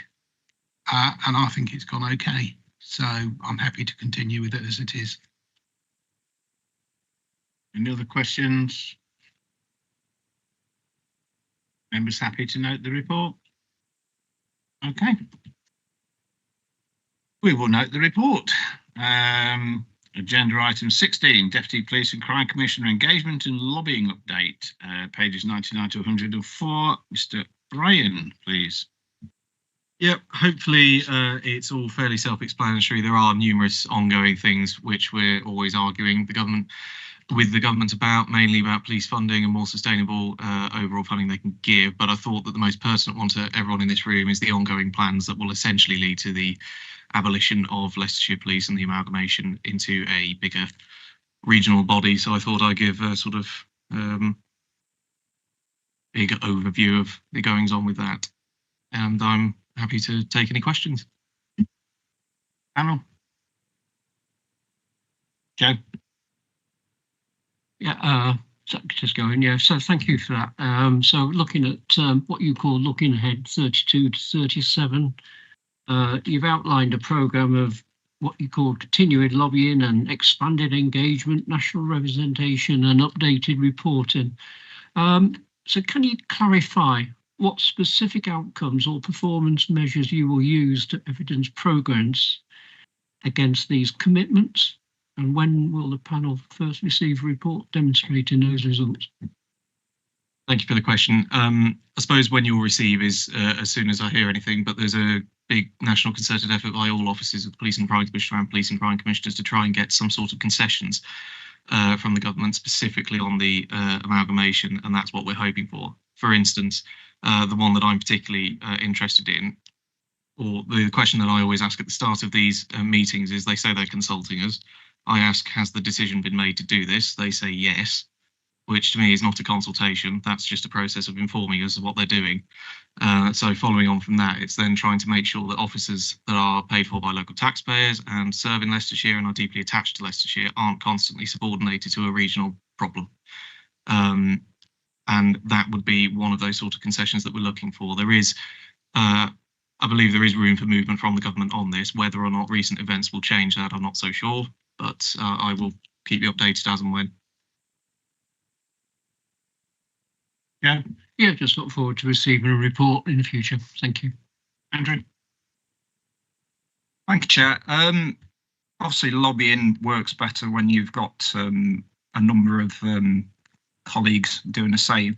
How's it progressing with sort of the East Midlands region and sort of your equivalents? Is there a group, is there a WhatsApp group or something? Or yes, there is for both PCCs and deputies, and we're all at these events, and pretty much everyone is of the same mind. They don't want to do this.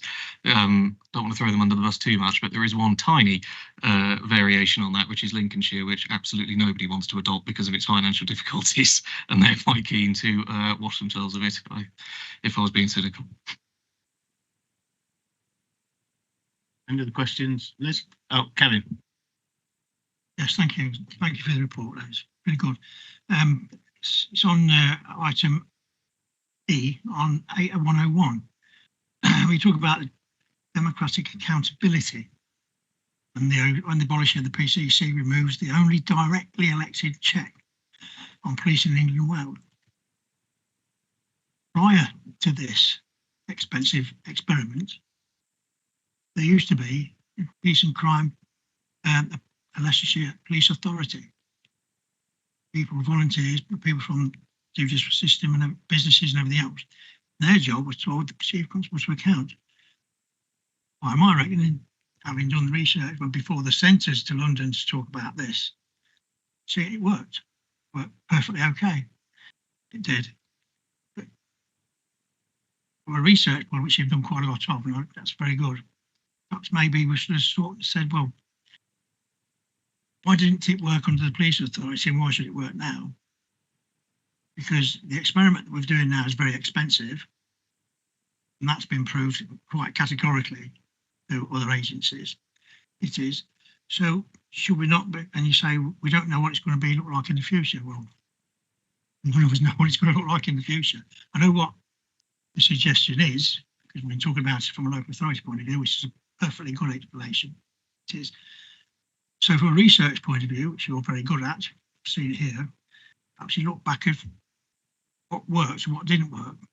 As far as I'm concerned, it worked before. And of course, when they sent it all off to London to talk about this, because the civil servants can't come out of London because there's a barrier, there's a brick wall, they send all these people into it. I asked a simple question, I said, why? He kept saying, to hold the chief constable to account. He said, but he already is accountable to the police authority, which came through this building. It is. But they were insistent they were going to spend millions of pounds putting something in place that nobody wanted.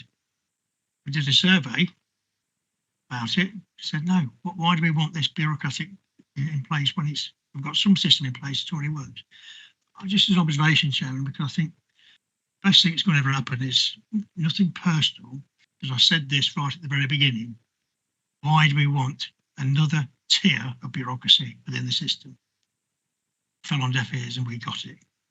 As the experiment is alluded to by the police authority and others, I think there's a good future for the police because the money they're going to get far better funding than they are now. I would say that in a nutshell, what I said previously is exactly the problem, which is a decision has been made to do this, but it's going alongside the local government reorganisation. So there is no room for me to make a suggestion along those lines. We've just got to sit back and wait for one half of it to be released before we can then decide where we go from there in terms of what we might want it to look like. But in terms of the rest of it, I don't think I'll expend much energy arguing over the 2011 Police and Crime Act. And Liz? Thanks, Chair. During the confirmation hearing, one of the suggestions that we made was that you went and got training on underrepresented communities. And your report refers to engagement with underrepresented communities. Congratulations. Can you give examples of which communities, what issues have been raised and what actions you followed? Yeah, so the first thing I'd say is there's mandatory training for all of our staff in this area anyway, which I have done and Claire can attest as well. And I've been to numerous events, from events in the city to rural communities to attending our ethics and transparency panel, which raised these issues around this quite a lot, and I will continue to do so.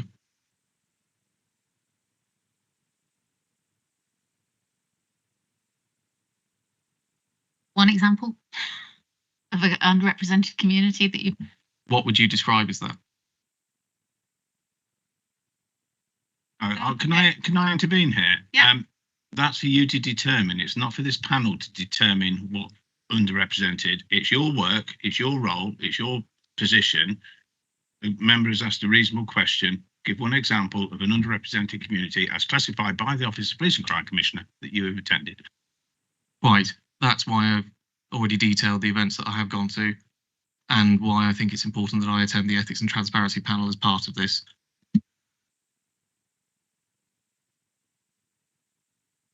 Okay. I've got one question. I've got lots of questions, but the one I'm particularly going to pick up on is on bullet 22. Oliver, you say formal written representation be made to Secretary of State for Justice, the Home Secretary, and the Police Minister on a range of current form. Who's written those letters and who signed them? I have.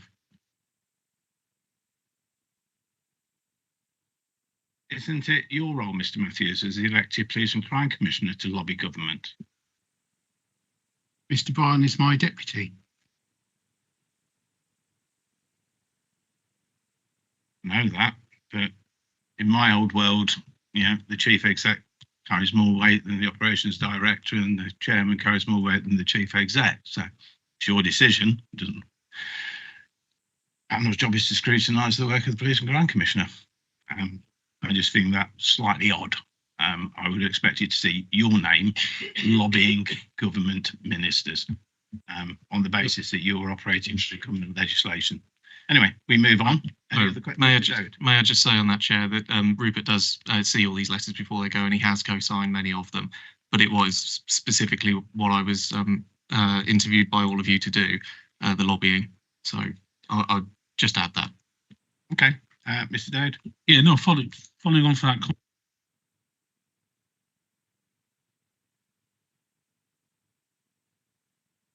If there's any delegation responsibility to the deputy, because normally, like the chair has said, the chief would sign off letters at the ministerial level. Obviously, you've delegated this particular task. So I was wondering whether there's any other responsibilities that you've delegated to the deputy. I think it's all set out in the panel papers. Yeah. Good to have a look at them again, yeah. Mr. Lloydell. Yeah. Coming back to that particular point about lobbying, which is good, but I remember when we want to lobby the police or a police minister or whatever, it used to come to here, and we would then agree a joint letter that would be sent, signed by yourself, signed by yourself, and signed by probably the two. So it's a joint effort, it's a partnership effort in regards to lobbying anybody. When we're asked to scrutinise, for me, I can't scrutinise the lobbied and written representation because I don't know what that is.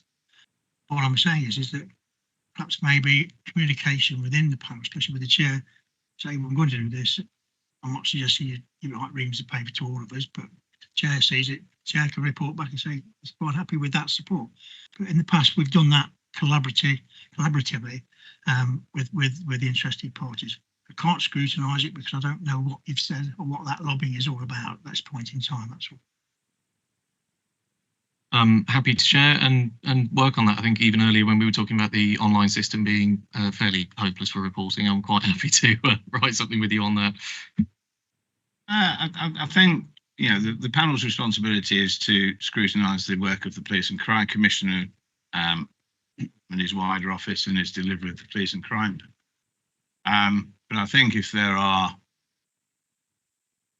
matters of lobbying that the panel would by default be interested in that are beneficial to the future of the police force or the Commissioner's office, then the panel having sight or at least a summary, you know, perhaps just a quick exec summary of those lobby representations that you've made would be helpful. More than happy to, and I'll ping across everything that I think fits that bill in due course. Okay, thank you. Very quickly then, Mr. Day. Back on in terms of the underrepresented communities, you know, you'll throw back to say, give me an example.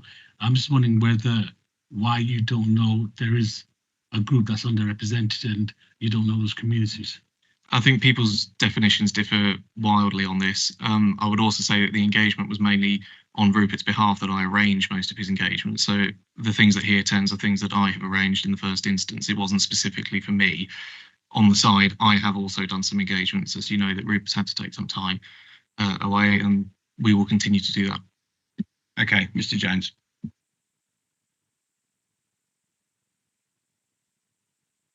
Any other comments, observations, questions? Okay, so we'll note the report.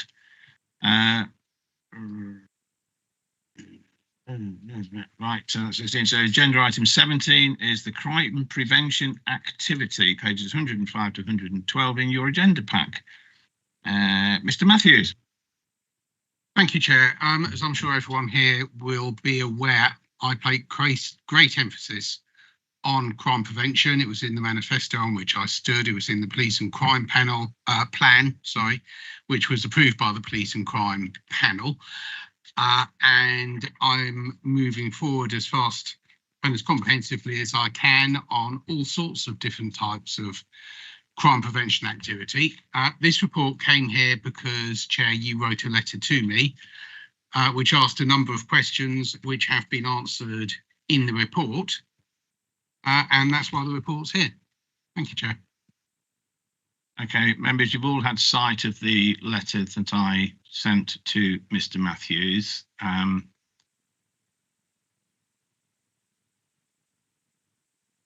Any questions? Joe. Yeah, thank you. The report highlights investment in prevention, diversionary schemes and community-led initiatives. However, the strategy also stresses the financial imperative of prevention and the need to reduce demand on policing. So, can you confirm what measurable reduction in policing demand has actually been achieved to date as a result of these prevention investments? And if none yet, when would you expect to see a demonstrable impact? Thank you, Chair. As I'm sure Councillor Orson will be aware, it's very difficult to prove when something hasn't happened, if that makes sense. And the link between specific action we take, or that your community safety partnership takes, or any of the people active in this area take, is very difficult to actually prove that it has happened, as Siobhan was saying earlier about some of our commissioned services. What we can look at, of course, is trend lines. The Violence Reduction Network has done a lot of work looking at where the trend lines are going in violent crime. So it's sort of a similar thing there when you're dealing with crime prevention, is that you are looking at the trend lines, you are looking at overall, but it is almost impossible to prove that something you did on the 13th of February stopped a crime on the 28th of June. So it's not always possible to draw those sorts of direct comparisons, but you can look at how crime lines are going, and is crime going up or down, and is it in the geographical area where you've been doing things, and that sort of stuff. But again, it's not, it is an imprecise science, and it's not always possible to absolutely demonstrate that one action you did had a specific outcome somewhere else. Joe? So, Rupert, will there be a report in the near future? If so, when? I'm happy to come here with a report on the sort of generic stuff, and and highlight instances where we can be a little bit more precise. Yes, of course. I'll look to Claire at how long that might take to pull together, because it could be quite a lot of work. Yeah, I was going to just add to that. I guess there is also a period of time that normally it takes for any project to show impact. I would draw your attention back to the framework that we provide that measures the impact of the police and crime plan. And if you go back to, I think we had a couple of pages missing. So in my pack, it's page 66. which has got the performance framework for the police and crime plan. And if you take a look down those metrics, you can see that VORG has reduced, rural crime has reduced, business crime has reduced, neighbourhood crime has reduced. So there are a number of crimes that are reducing. As I said at the beginning, I'm always very hesitant to say that a reduction in any type of crime type is due to one particular activity, because it is far more likely to be a combination of our activity, CSP activity, wider partnership activity, but we are part of the jigsaw. Okay, thank you, Jo. Any other questions from the panel or observations? Okay, so I think to close this agenda item down, Mr. Matthews. Sorry, Ellie, did you? Do you want to go first? No, please. Just for clarity, you've asked for this report. It was reported in the media that money was going to be invested in private security firms. This panel passed a motion at our last meeting asking that the Office of the Police Crime Commissioner look at this particular delegated fund that had been moved over to the OPCC's office, and looked at investing that in things that were not short term and things that were in the public sector, which neither of these are. And we did ask for proper oversight and governance of how that money would be allocated. I'm still remain really confused. It says here that if on page 106, 15, research shows that visible foot patrols in town centres reduces antisocial behaviour and shoplifting by strengthening deterrence. That's something we can all agree on. I think we've said that many a time about frontline policing. But what I don't understand is why you haven't then invested this money in frontline police officers with frontline policing with police officers that have some powers, rather than investing in private firms, I presume, that's what was said in the article, who, I mean, surely if these security firm people see someone shoplifting, I mean, what power do they have to intervene? What is their next step? Do they call a police officer to come along? I'm not quite sure. And also, just as a point of principle, I find 24/107 on page 107. From initial conversations, it was clear that there was little or no appetite for local authority partners. Leicester City, as you'll be really aware, is heavily investing. The council is heavily investing in its city centre in terms of patrols around its PSPO, and we're currently consulting on widening that to Zone 2. We've had multiple conversations, our CSP, about the effectiveness of actual police officers being involved in that process and being out with our city wardens and others in terms of enforcement, and how that has reduced crime in the city centre. And I just would ask, you know, if you're saying that you've got little or no appetite from local authority partners, who did you contact? At what level of the authority did you contact? Because the request that this be funneled into public services was made at quite a high strategic level. You know, I consider us all here, you know, quite high. We're directly elected members, and I would want to know if my officers had turned around and said, sorry, not interested. I would expect you to then come to a politician and say, hang on a minute, and this has been recommended.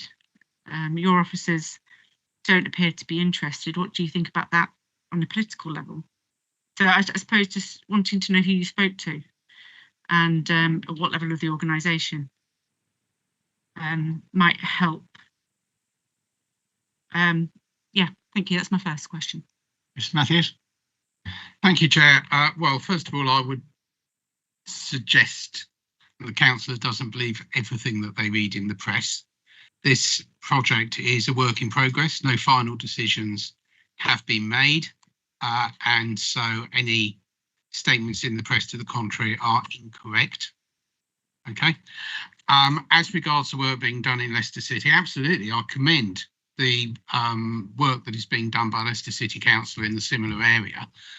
However, this project is looking at the market towns, not at the Leicester City Centre. But I absolutely have nothing but admiration for the work that is being done in the city. And I think it's great, really good. Okay, thank you, Mr. Matthews. Personally, I'd just like to see a PCSO in my patch, but there we go. Mr. Jones. I think following on from that, again, budget constraints for the police seems to be one of the great themes. How is it good value for taxpayers to commission a service that has to make a profit rather than paying for police officers? How does that make sense? Particularly when that service will increase demand on officers. As you say, a shoplifter being found by a private security guard, the first thing they have to do is call the police. Why aren't we cutting out the middleman? Mr. Matthews, your mic's already on. Oh, thank you, Chair. As far as the budget is concerned, this is coming from the crime prevention budget.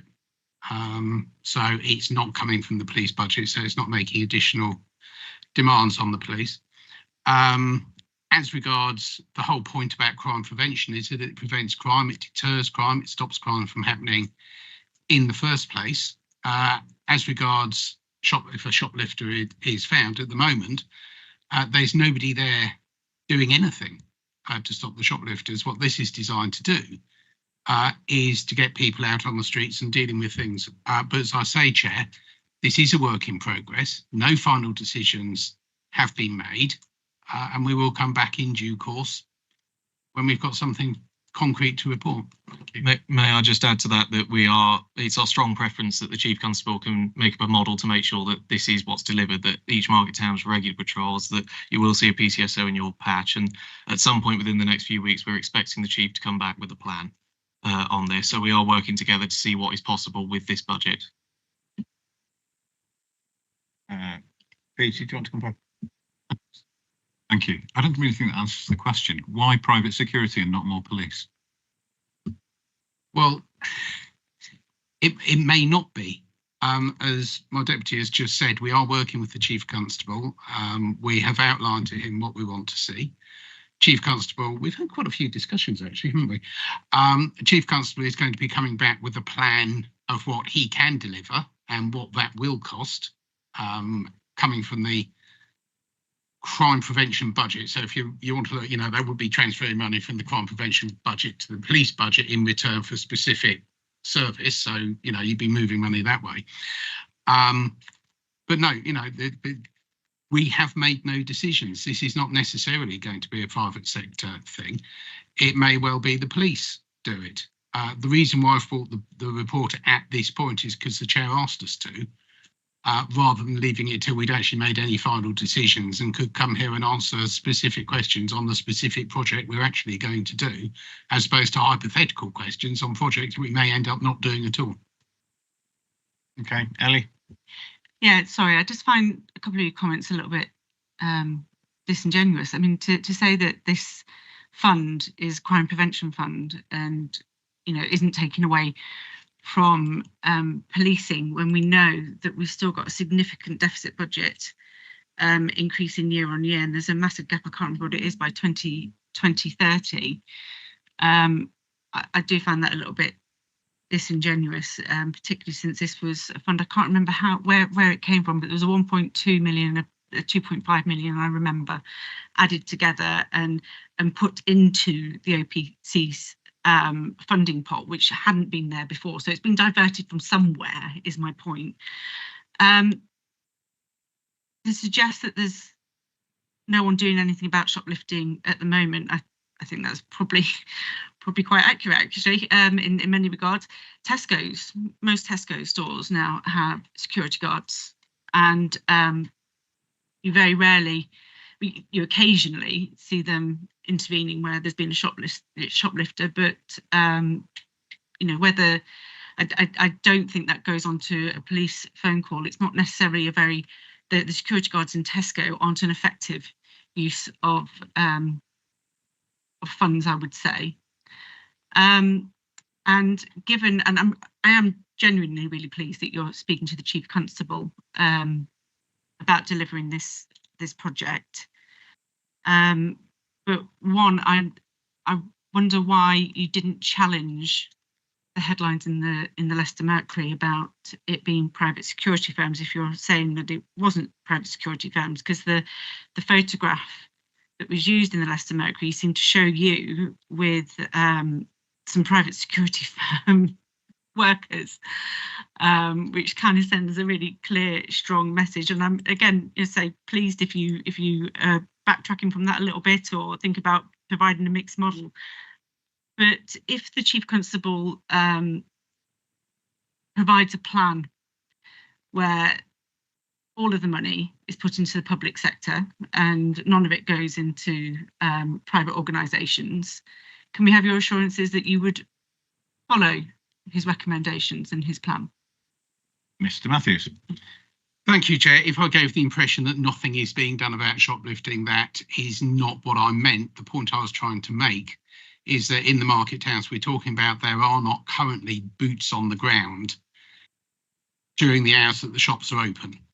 The work that is being done to combat shoplifting is being done in other ways. Of course, the councillor has highlighted that some of the larger companies can afford to have their own guards, but not something which small shops can afford to do. And of course, we have put up money for additional CCTV. I know that the district councils have also played a role in this. The DISC system is very successful where it's been introduced. I know it's being rolled out into other market towns as well. So I didn't mean to say nothing is being done. What I meant to say was that there are no boots on the ground. So I want to clarify that. Secondly, I return to the point that you shouldn't believe everything you read in the newspapers. The photograph to which the councillor... Sorry, I'm trying to answer the question. The photograph to which councillor refers was me speaking to some private security guards which had been hired by the local business improvement district. And I had gone along to talk to them and to shopkeepers and to members of the public about how that system was working. And that was a photograph, I think, that was issued several months ago. So it's an old photo. But I'm not a journalist at the Leicester Mercury. I'm not the editor of the Leicester Mercury. I cannot control what they write. As far as a commitment to give everything to the public sector, no, I will not give that commitment. My responsibility is to the public and to provide the best value for money to the public, consistent with getting the service provided. If that can come from the public sector, that's great. If the private sector can do a better job, then that's great as well. I think it would be entirely wrong to give a commitment to give everything to the public sector, just as it would be entirely wrong to give a commitment to give it to the private sector. We've got to look at what gets best value for money for the taxpayers' dollar, as it were. If the councillor's got another question, which I think she does. Ellie? Well, I just find it a little bit incredulous that you say that the reporting in the Leicester Mercury was ambiguous. I mean, it's very clear. You have said here, you've said in here that these security patrols will not have police powers. I mean, the whole article is about you being pictured with a couple of private security guards and then going on to talk about hiring private security guards. That is not ambiguous about what your intent is. I just find it, as I say, a little bit incredulous.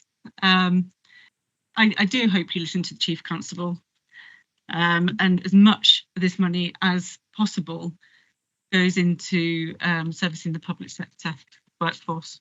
Okay, thank you, Ellie. Thank you, Chair. If I may, the question I was asked was, if this goes to the private sector, will those wardens have police powers? The answer to that is no, but it was predicated on the if. Okay. So, Rupert, if you really do fancy it, we can pull up that article and Ellie, we can have a full debate. Thank you, Chair. The Leicester Mercury.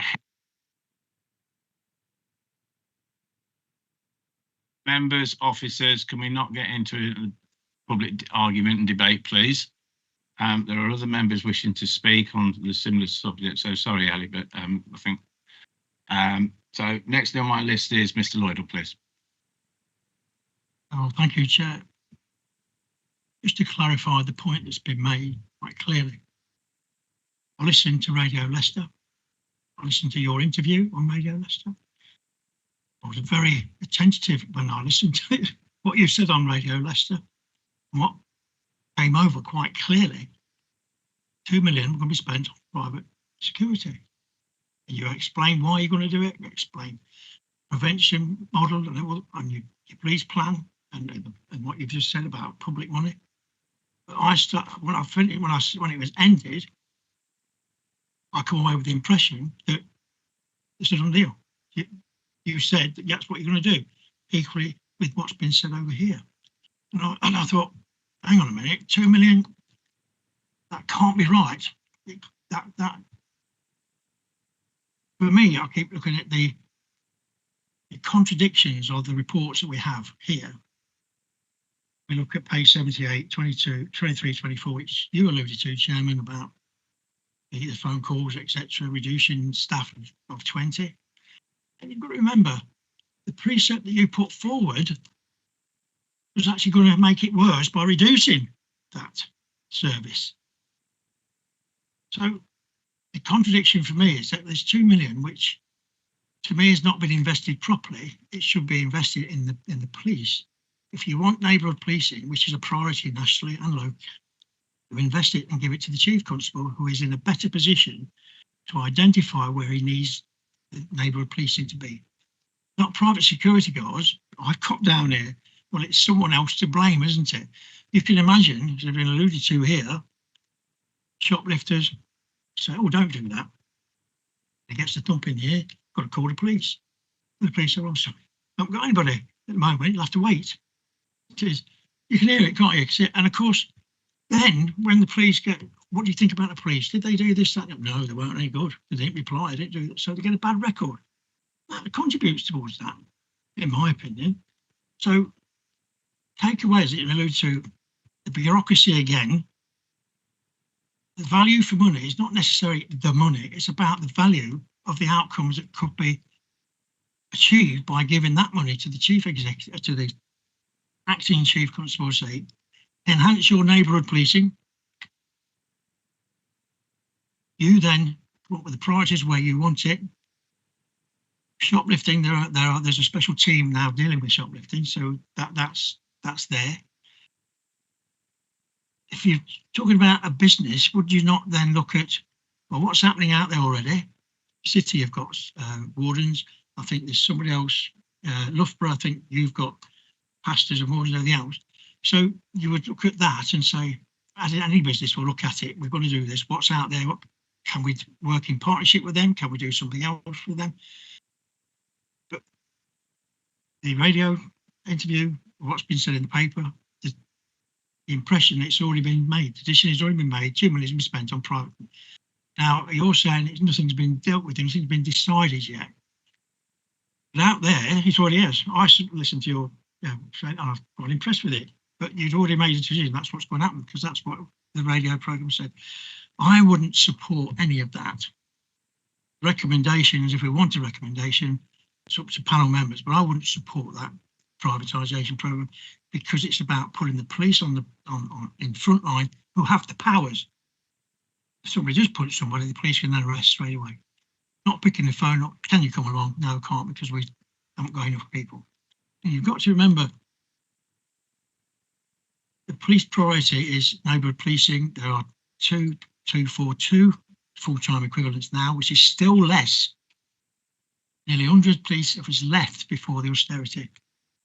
And equally, I've got to get this in because you keep denying it. We, as local taxpayers, are paying for 207 police officers to our council tax. That was from 2019 through to 21, 22, 23.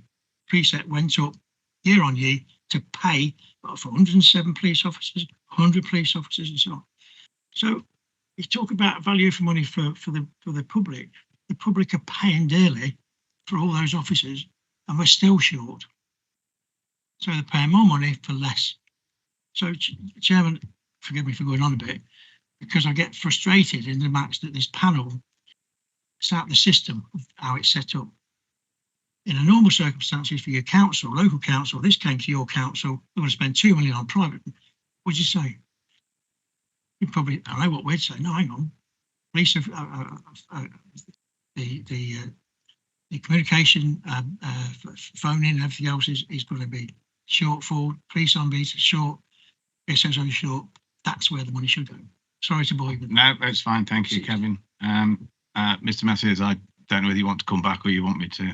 Well, only to say I think the councillor is getting confused between crime prevention and policing. Crime prevention is something that sits under my remit and my budget. Policing is something that sits under the Chief Constable and his budget. And this is a crime prevention measure, which we are doing with the crime prevention money. On the final point about how many police officers the public are paying for, I've explained this several times, I think once at some great length, and I'm afraid that in my opinion, at least, the councillor is just plain wrong. Thank you, Chair. Okay, thank you. Next on my list is Peter James. Just very quickly on a point of order, and a point of what was just said. Crime prevention. There is a crime prevention fund which sits under both offices, which means that part of the work the police do is already crime prevention. So I don't think Rupert can be clear. Sorry, Mr. Matthews can be clear about his own responsibilities. Okay, thank you, Ellie. Peter. I think we're relieved to learn you've made no decision on it as of yet. The reporting is very different, so that assurance, that's worth having. I think we would all agree it's an awful lot of money as well.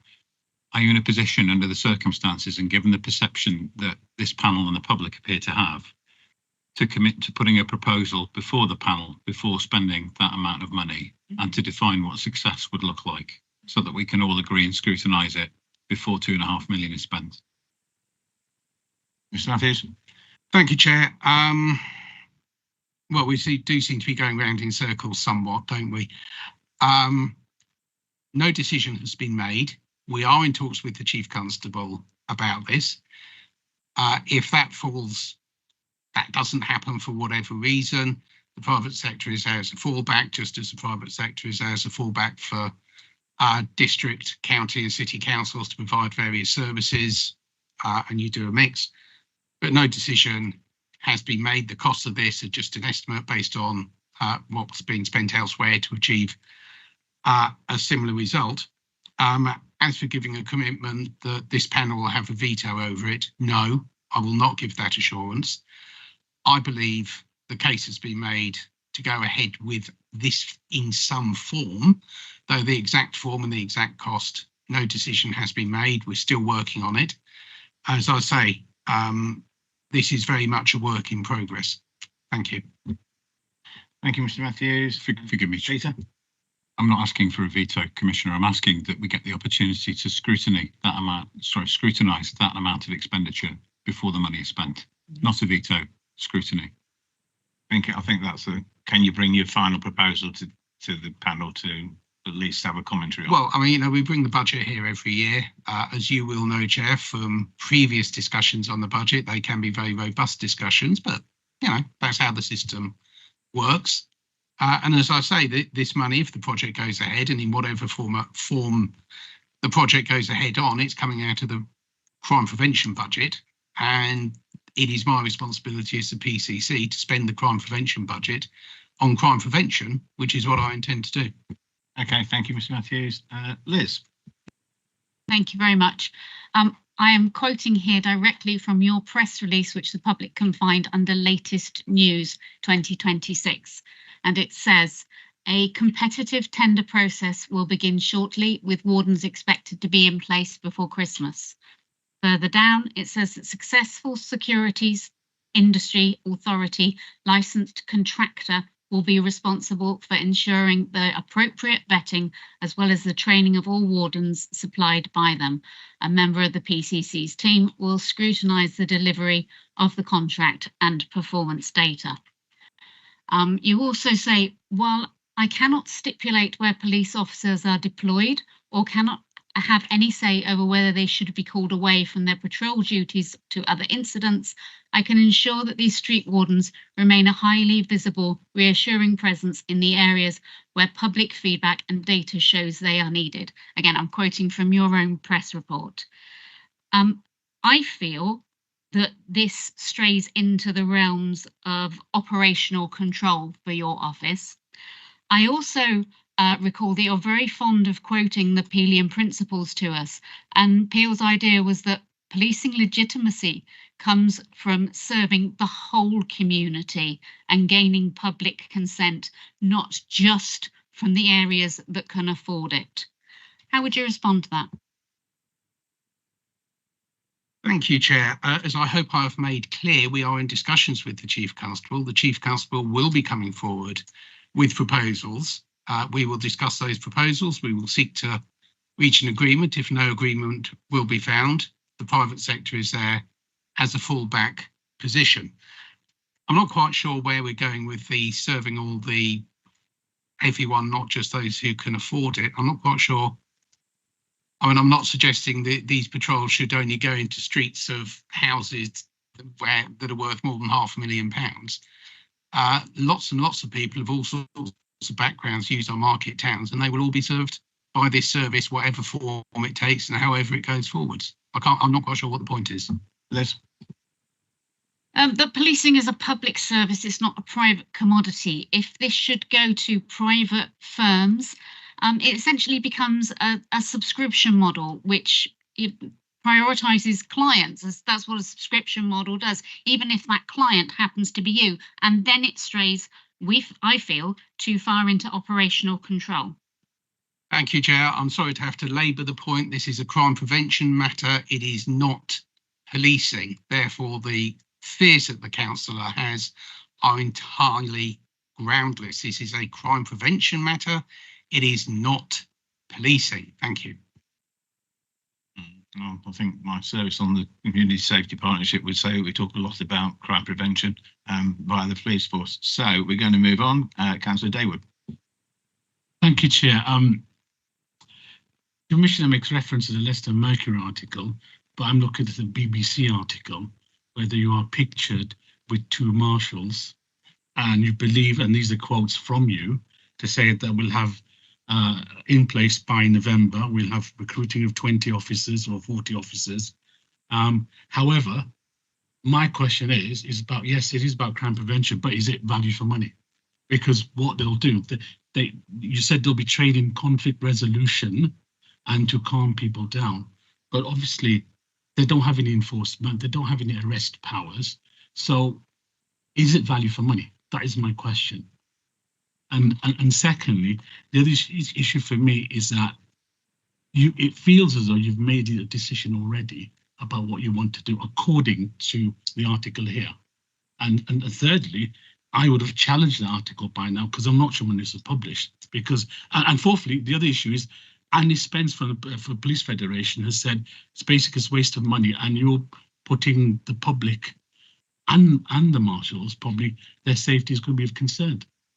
And the other issue is what we're doing is having a private security firm in place doing policing work when they don't have any power. So I just don't understand why you've gone down that route, even thinking or considering it. I suspect Mr. Matthews is going to say I'm labouring the point again. May I take that one? In terms of the value for money, if it wasn't value for money, I don't think places such as Devon and Cornwall, Newcastle, West Mids PCC, Staffordshire PCC, every borough of London having it and including the Mayor of Leicester having it, would not be doing it. Therefore, there is a plethora of evidence as to its effectiveness at driving down crime. In terms of a decision being made, that yes, there has been a decision made to find a way of getting more boots on the ground to reassure the public, to have more patrols on market towns. Again, it is our absolute strong preference that we work with the Chief Constable on this. Can I just come back? Yeah, no, yeah, I think what would be helpful, you've made the announcements and this is what your intention is, or the direction of travel. I think what would be helpful, Chair, is a report brought back with given examples that you've suggested, so we can have a look at that. Whether, I mean, obviously the ultimate decision is with the Commissioner, whether he wishes to proceed or not. But it'd be helpful for the committee to have a look at the report prior to any implementation. Chair. Okay, I think Mr. Matthews is starting to read the measure of the room. Right, where was I? Michael. Thank you, Chair. I think there's probably a limited place for sort of marshals in terms of things like there are nighttime economy marshals that operate on busy times of year, evenings, specific days. So there's a limited role, I think, for them. But I think when you're looking at a £2 million scheme, this is a huge sum of money and a huge investment, and the potential for it to be put into private company rather than into the police, I think, is a concern. In terms of shoplifting, obviously there is a rise in shoplifting. It's a serious issue and concern in many towns. But the police have got a scheme underway, Op Detect, which has had some significant results. Certainly in places like Hinckley, the sort of results have been above the national average, I believe, in terms of detection rates for shoplifting and so on, and helping solve that problem. So if a route can be found where the police can be involved in this rather than private companies, then I think, you know, they are the ones who have the expertise and have shown that they have some knowledge in this area of dealing with the problems of shoplifting. So I certainly think that should be the route that we go down. I certainly wouldn't want to preempt what comes back from the Chief Constable, but it may well be a variation on Op Detect or an expansion of it. But like you say, this is what we're working towards. Okay, Mr. Bryan, I'm all for free discussion and transparency and challenge and scrutiny, but can you do things via the chair, please? Right, I've got a growing list of members who wish to speak. I'm going to encourage you not to go over the same ground, if that's possible. Ellie, I think you've had your hand up. Thank you, Chair. Just, I think one thing that we can do today is pass another motion. Of course, we all know that motions can be ignored by the police crime commissioner, but I think it would be helpful to draw a line in the sand where we say that we would like to maybe see the Chief Constable's proposals in full ahead of any decision made by the Police Crime Commissioner's Office, and to understand any deviation from that. Okay, I'm happy to take that as a motion in a bit, Ellie, so that's fine. Mr. Rickman. Thank you, Chair. It's really just a statement, really, in backing up what Peter Jones said. I think the frustration for every single councillor who serves on a scrutiny panel of any sort is that we're always looking at things that have already been decided. They're not something that is coming up for really positive scrutiny. And that is one of the biggest frustrations. I've been chair of a scrutiny panel many times. And basically you look at it, and some of this is talking about 2025. Well, we're now in 2026. We should be looking forward at what the proposals are and scrutinising those proposals. And one of those is a little bit about this. I appreciate that you say nothing has been decided, Mr. Matthews, but I think you must have some thoughts, or had some thoughts, about sort of what powers you want to give these people. And if they can't have the police powers, really, what powers will they have? And I know that's going over old ground, but it's very relevant, and that actually needs to be scrutinised rather than actually pushed into the long grass. Mr. Matthews, did you want to comment on that? I would really only sympathise with Councillor Rickman's main point.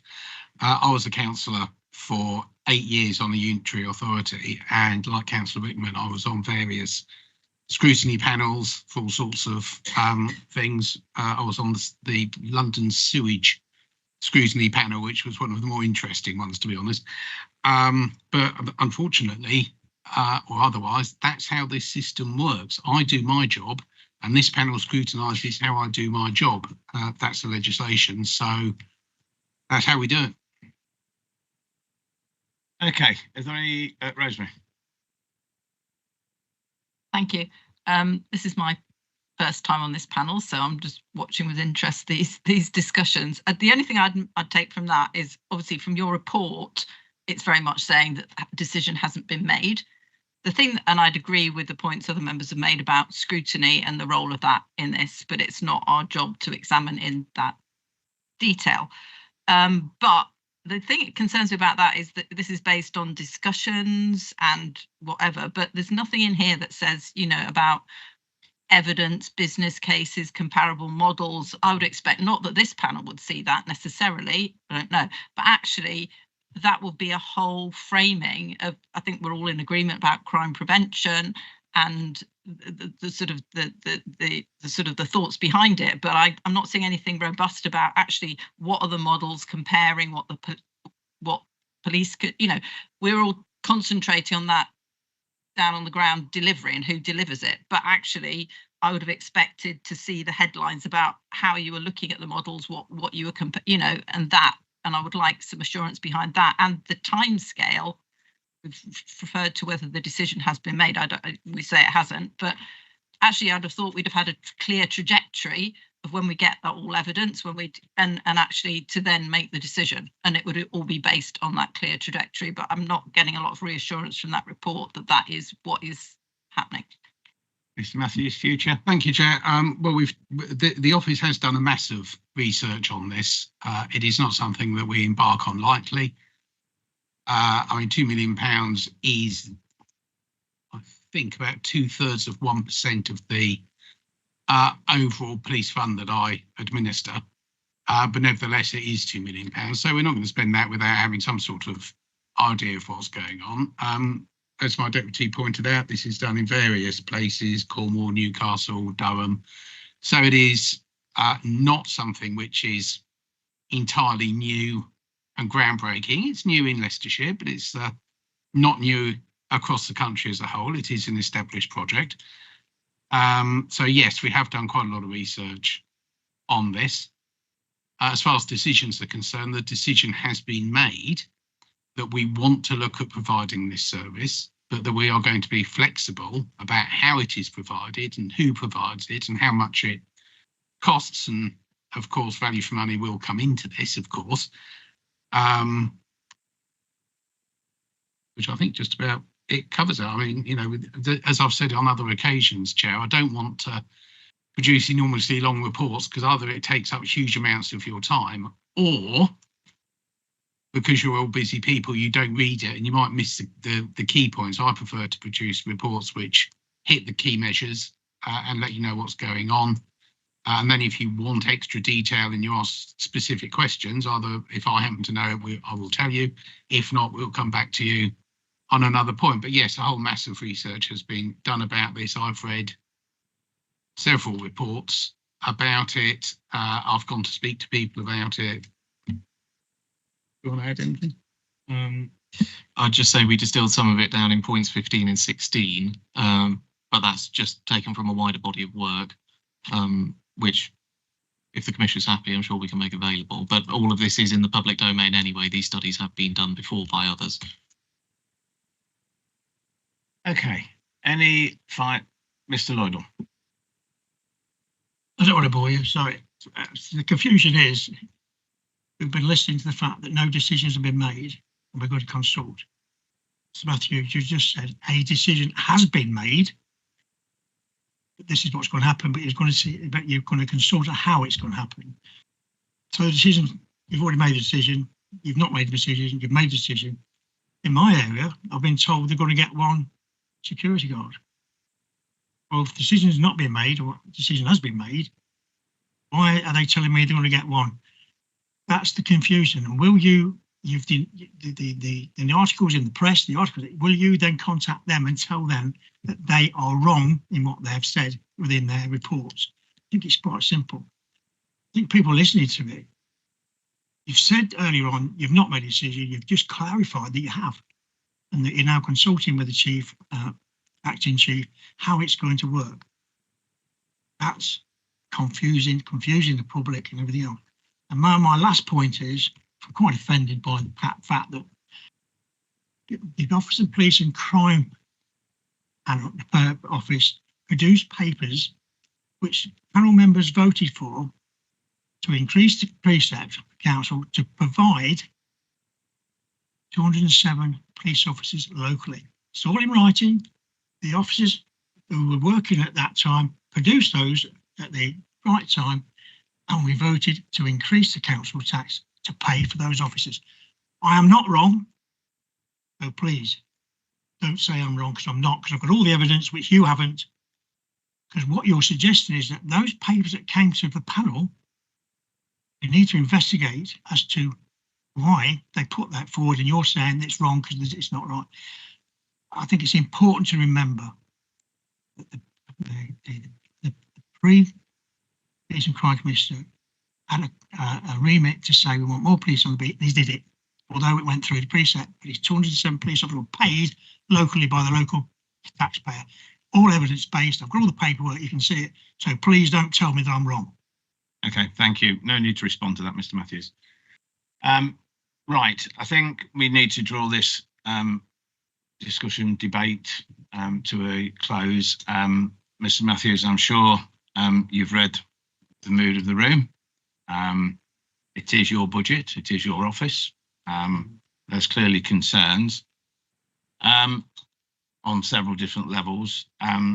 What I can't personally escape, and I think, you know, I'm a great one for public scrutiny and public record being accurate and correct, hence the request to change it to temporary chief constable on the papers.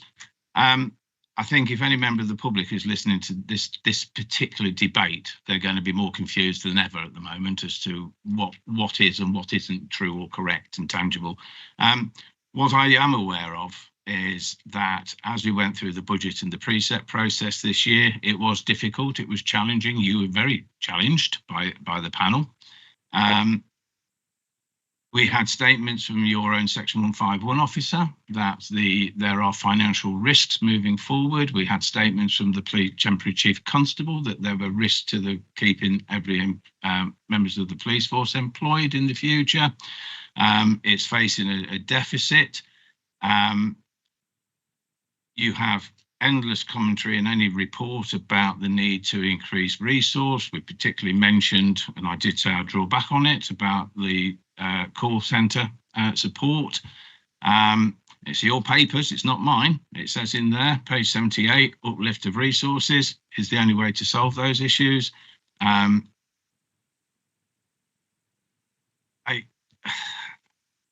I think more than anything, the panel is probably perturbed, I think, for want of a nice, better word, that this has come out of the blue. And the first thing that your scrutiny team, which is this lot, heard was public media.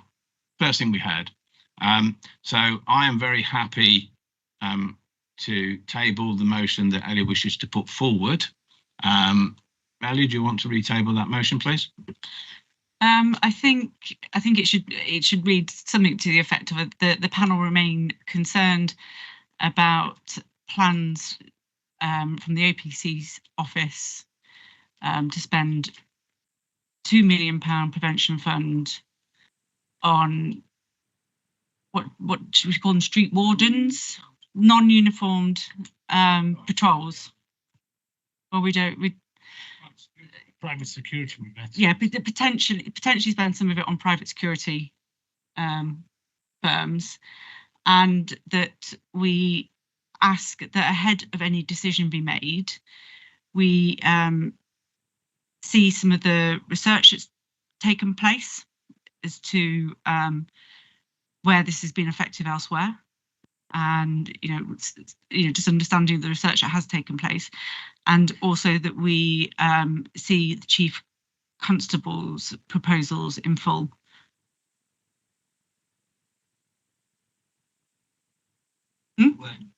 Temporary chief constable, I've been corrected. Just bear with me 1 second, members, while I check with Fiona. As long as the word firms covers what is being suggested here, I'm not sure that it does. There's a better way of putting that. So you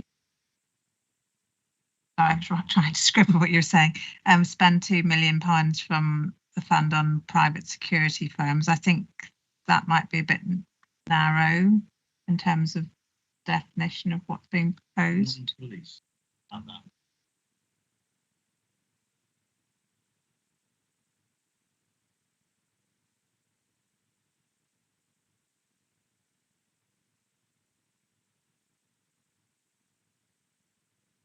You just bear a few seconds while legal try and work out the right wording.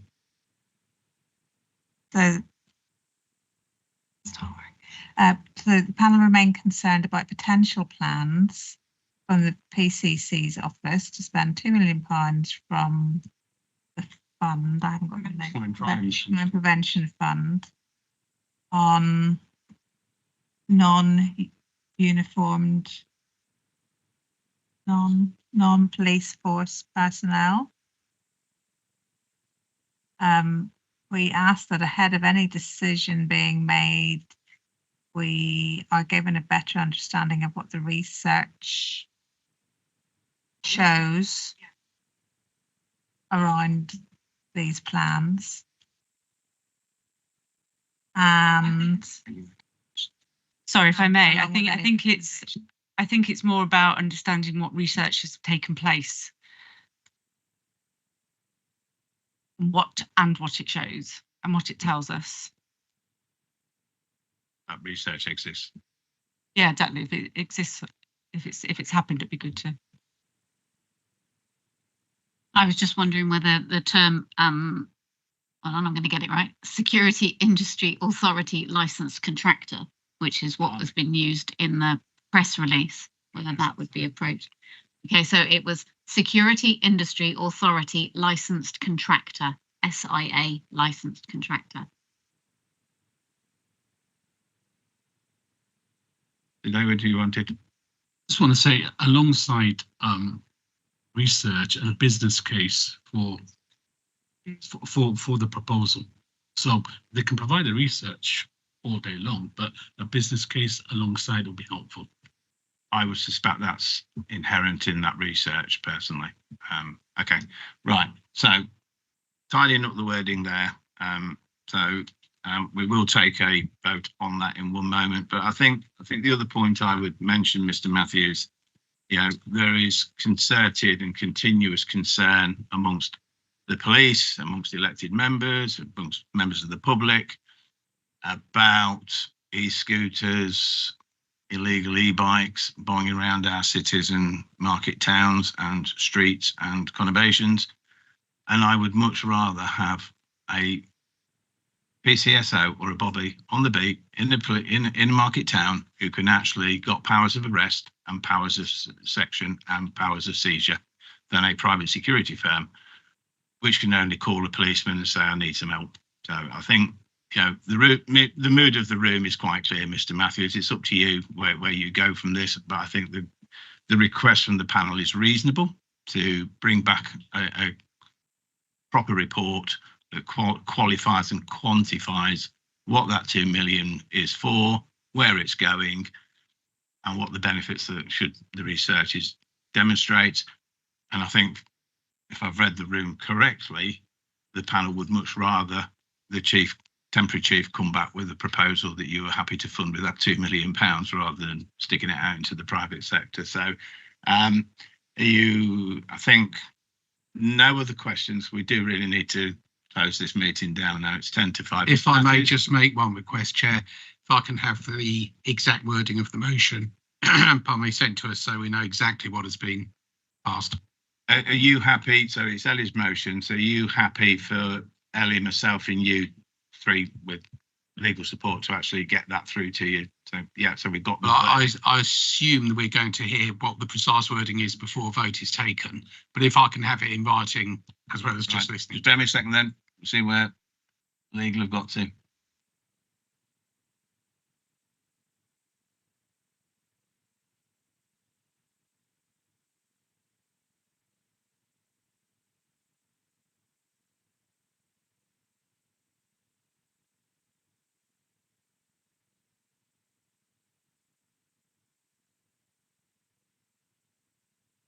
Right, this is what I have. Okay.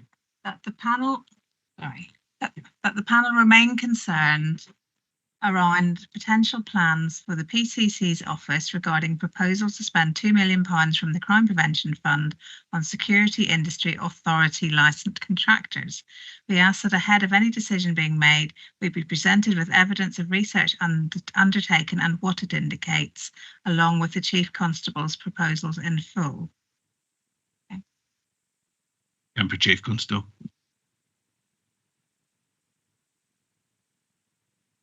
Right, just bear a second. Ellie, it's your motion, you tabled it. Are you happy with that wording? Okay, legally clearly happy. Mr. David. Do we need a second for this, or Claire? Can I just suggest to legal that obviously, and it might be absolutely fine in this case, but the PCC always has the discretion to not disclose the advice that's given to him by the Chief Constable, because some of that may be confidential policy advice, it may be operational policing advice. So it may be absolutely fine in this context, but until the Commissioner has received that information from the Chief Constable and read it, he cannot commit to releasing it in full to the panel. And like we will add in where that is disclosable. Thank you very much. Right, are we there? Right. Ellie, it is your motion, your proposal. Is there a seconder? Quite a few. Okay, members, we take the vote. All those in favour of the motion? That's unanimous. Okay, so thank you, members. Mr. Matthews and your team, thank you. It's been a long, hot, sweaty, sticky, horrible afternoon. We will confirm the wording in writing to you anyway by default. The next meeting, so to conclude today's agenda, ladies and gentlemen, the date of the next meeting is scheduled to take place on the 29th of September 2026. Any other items that your chairman has decided to take as urgent? As stated at the beginning, there are none. So I wish you all a safe trip home. Unfortunately, it's smack bang on peak traffic time. And I hope you're all able to cool your bedrooms and houses down and able to sleep tonight. So thank you everybody for your attendance.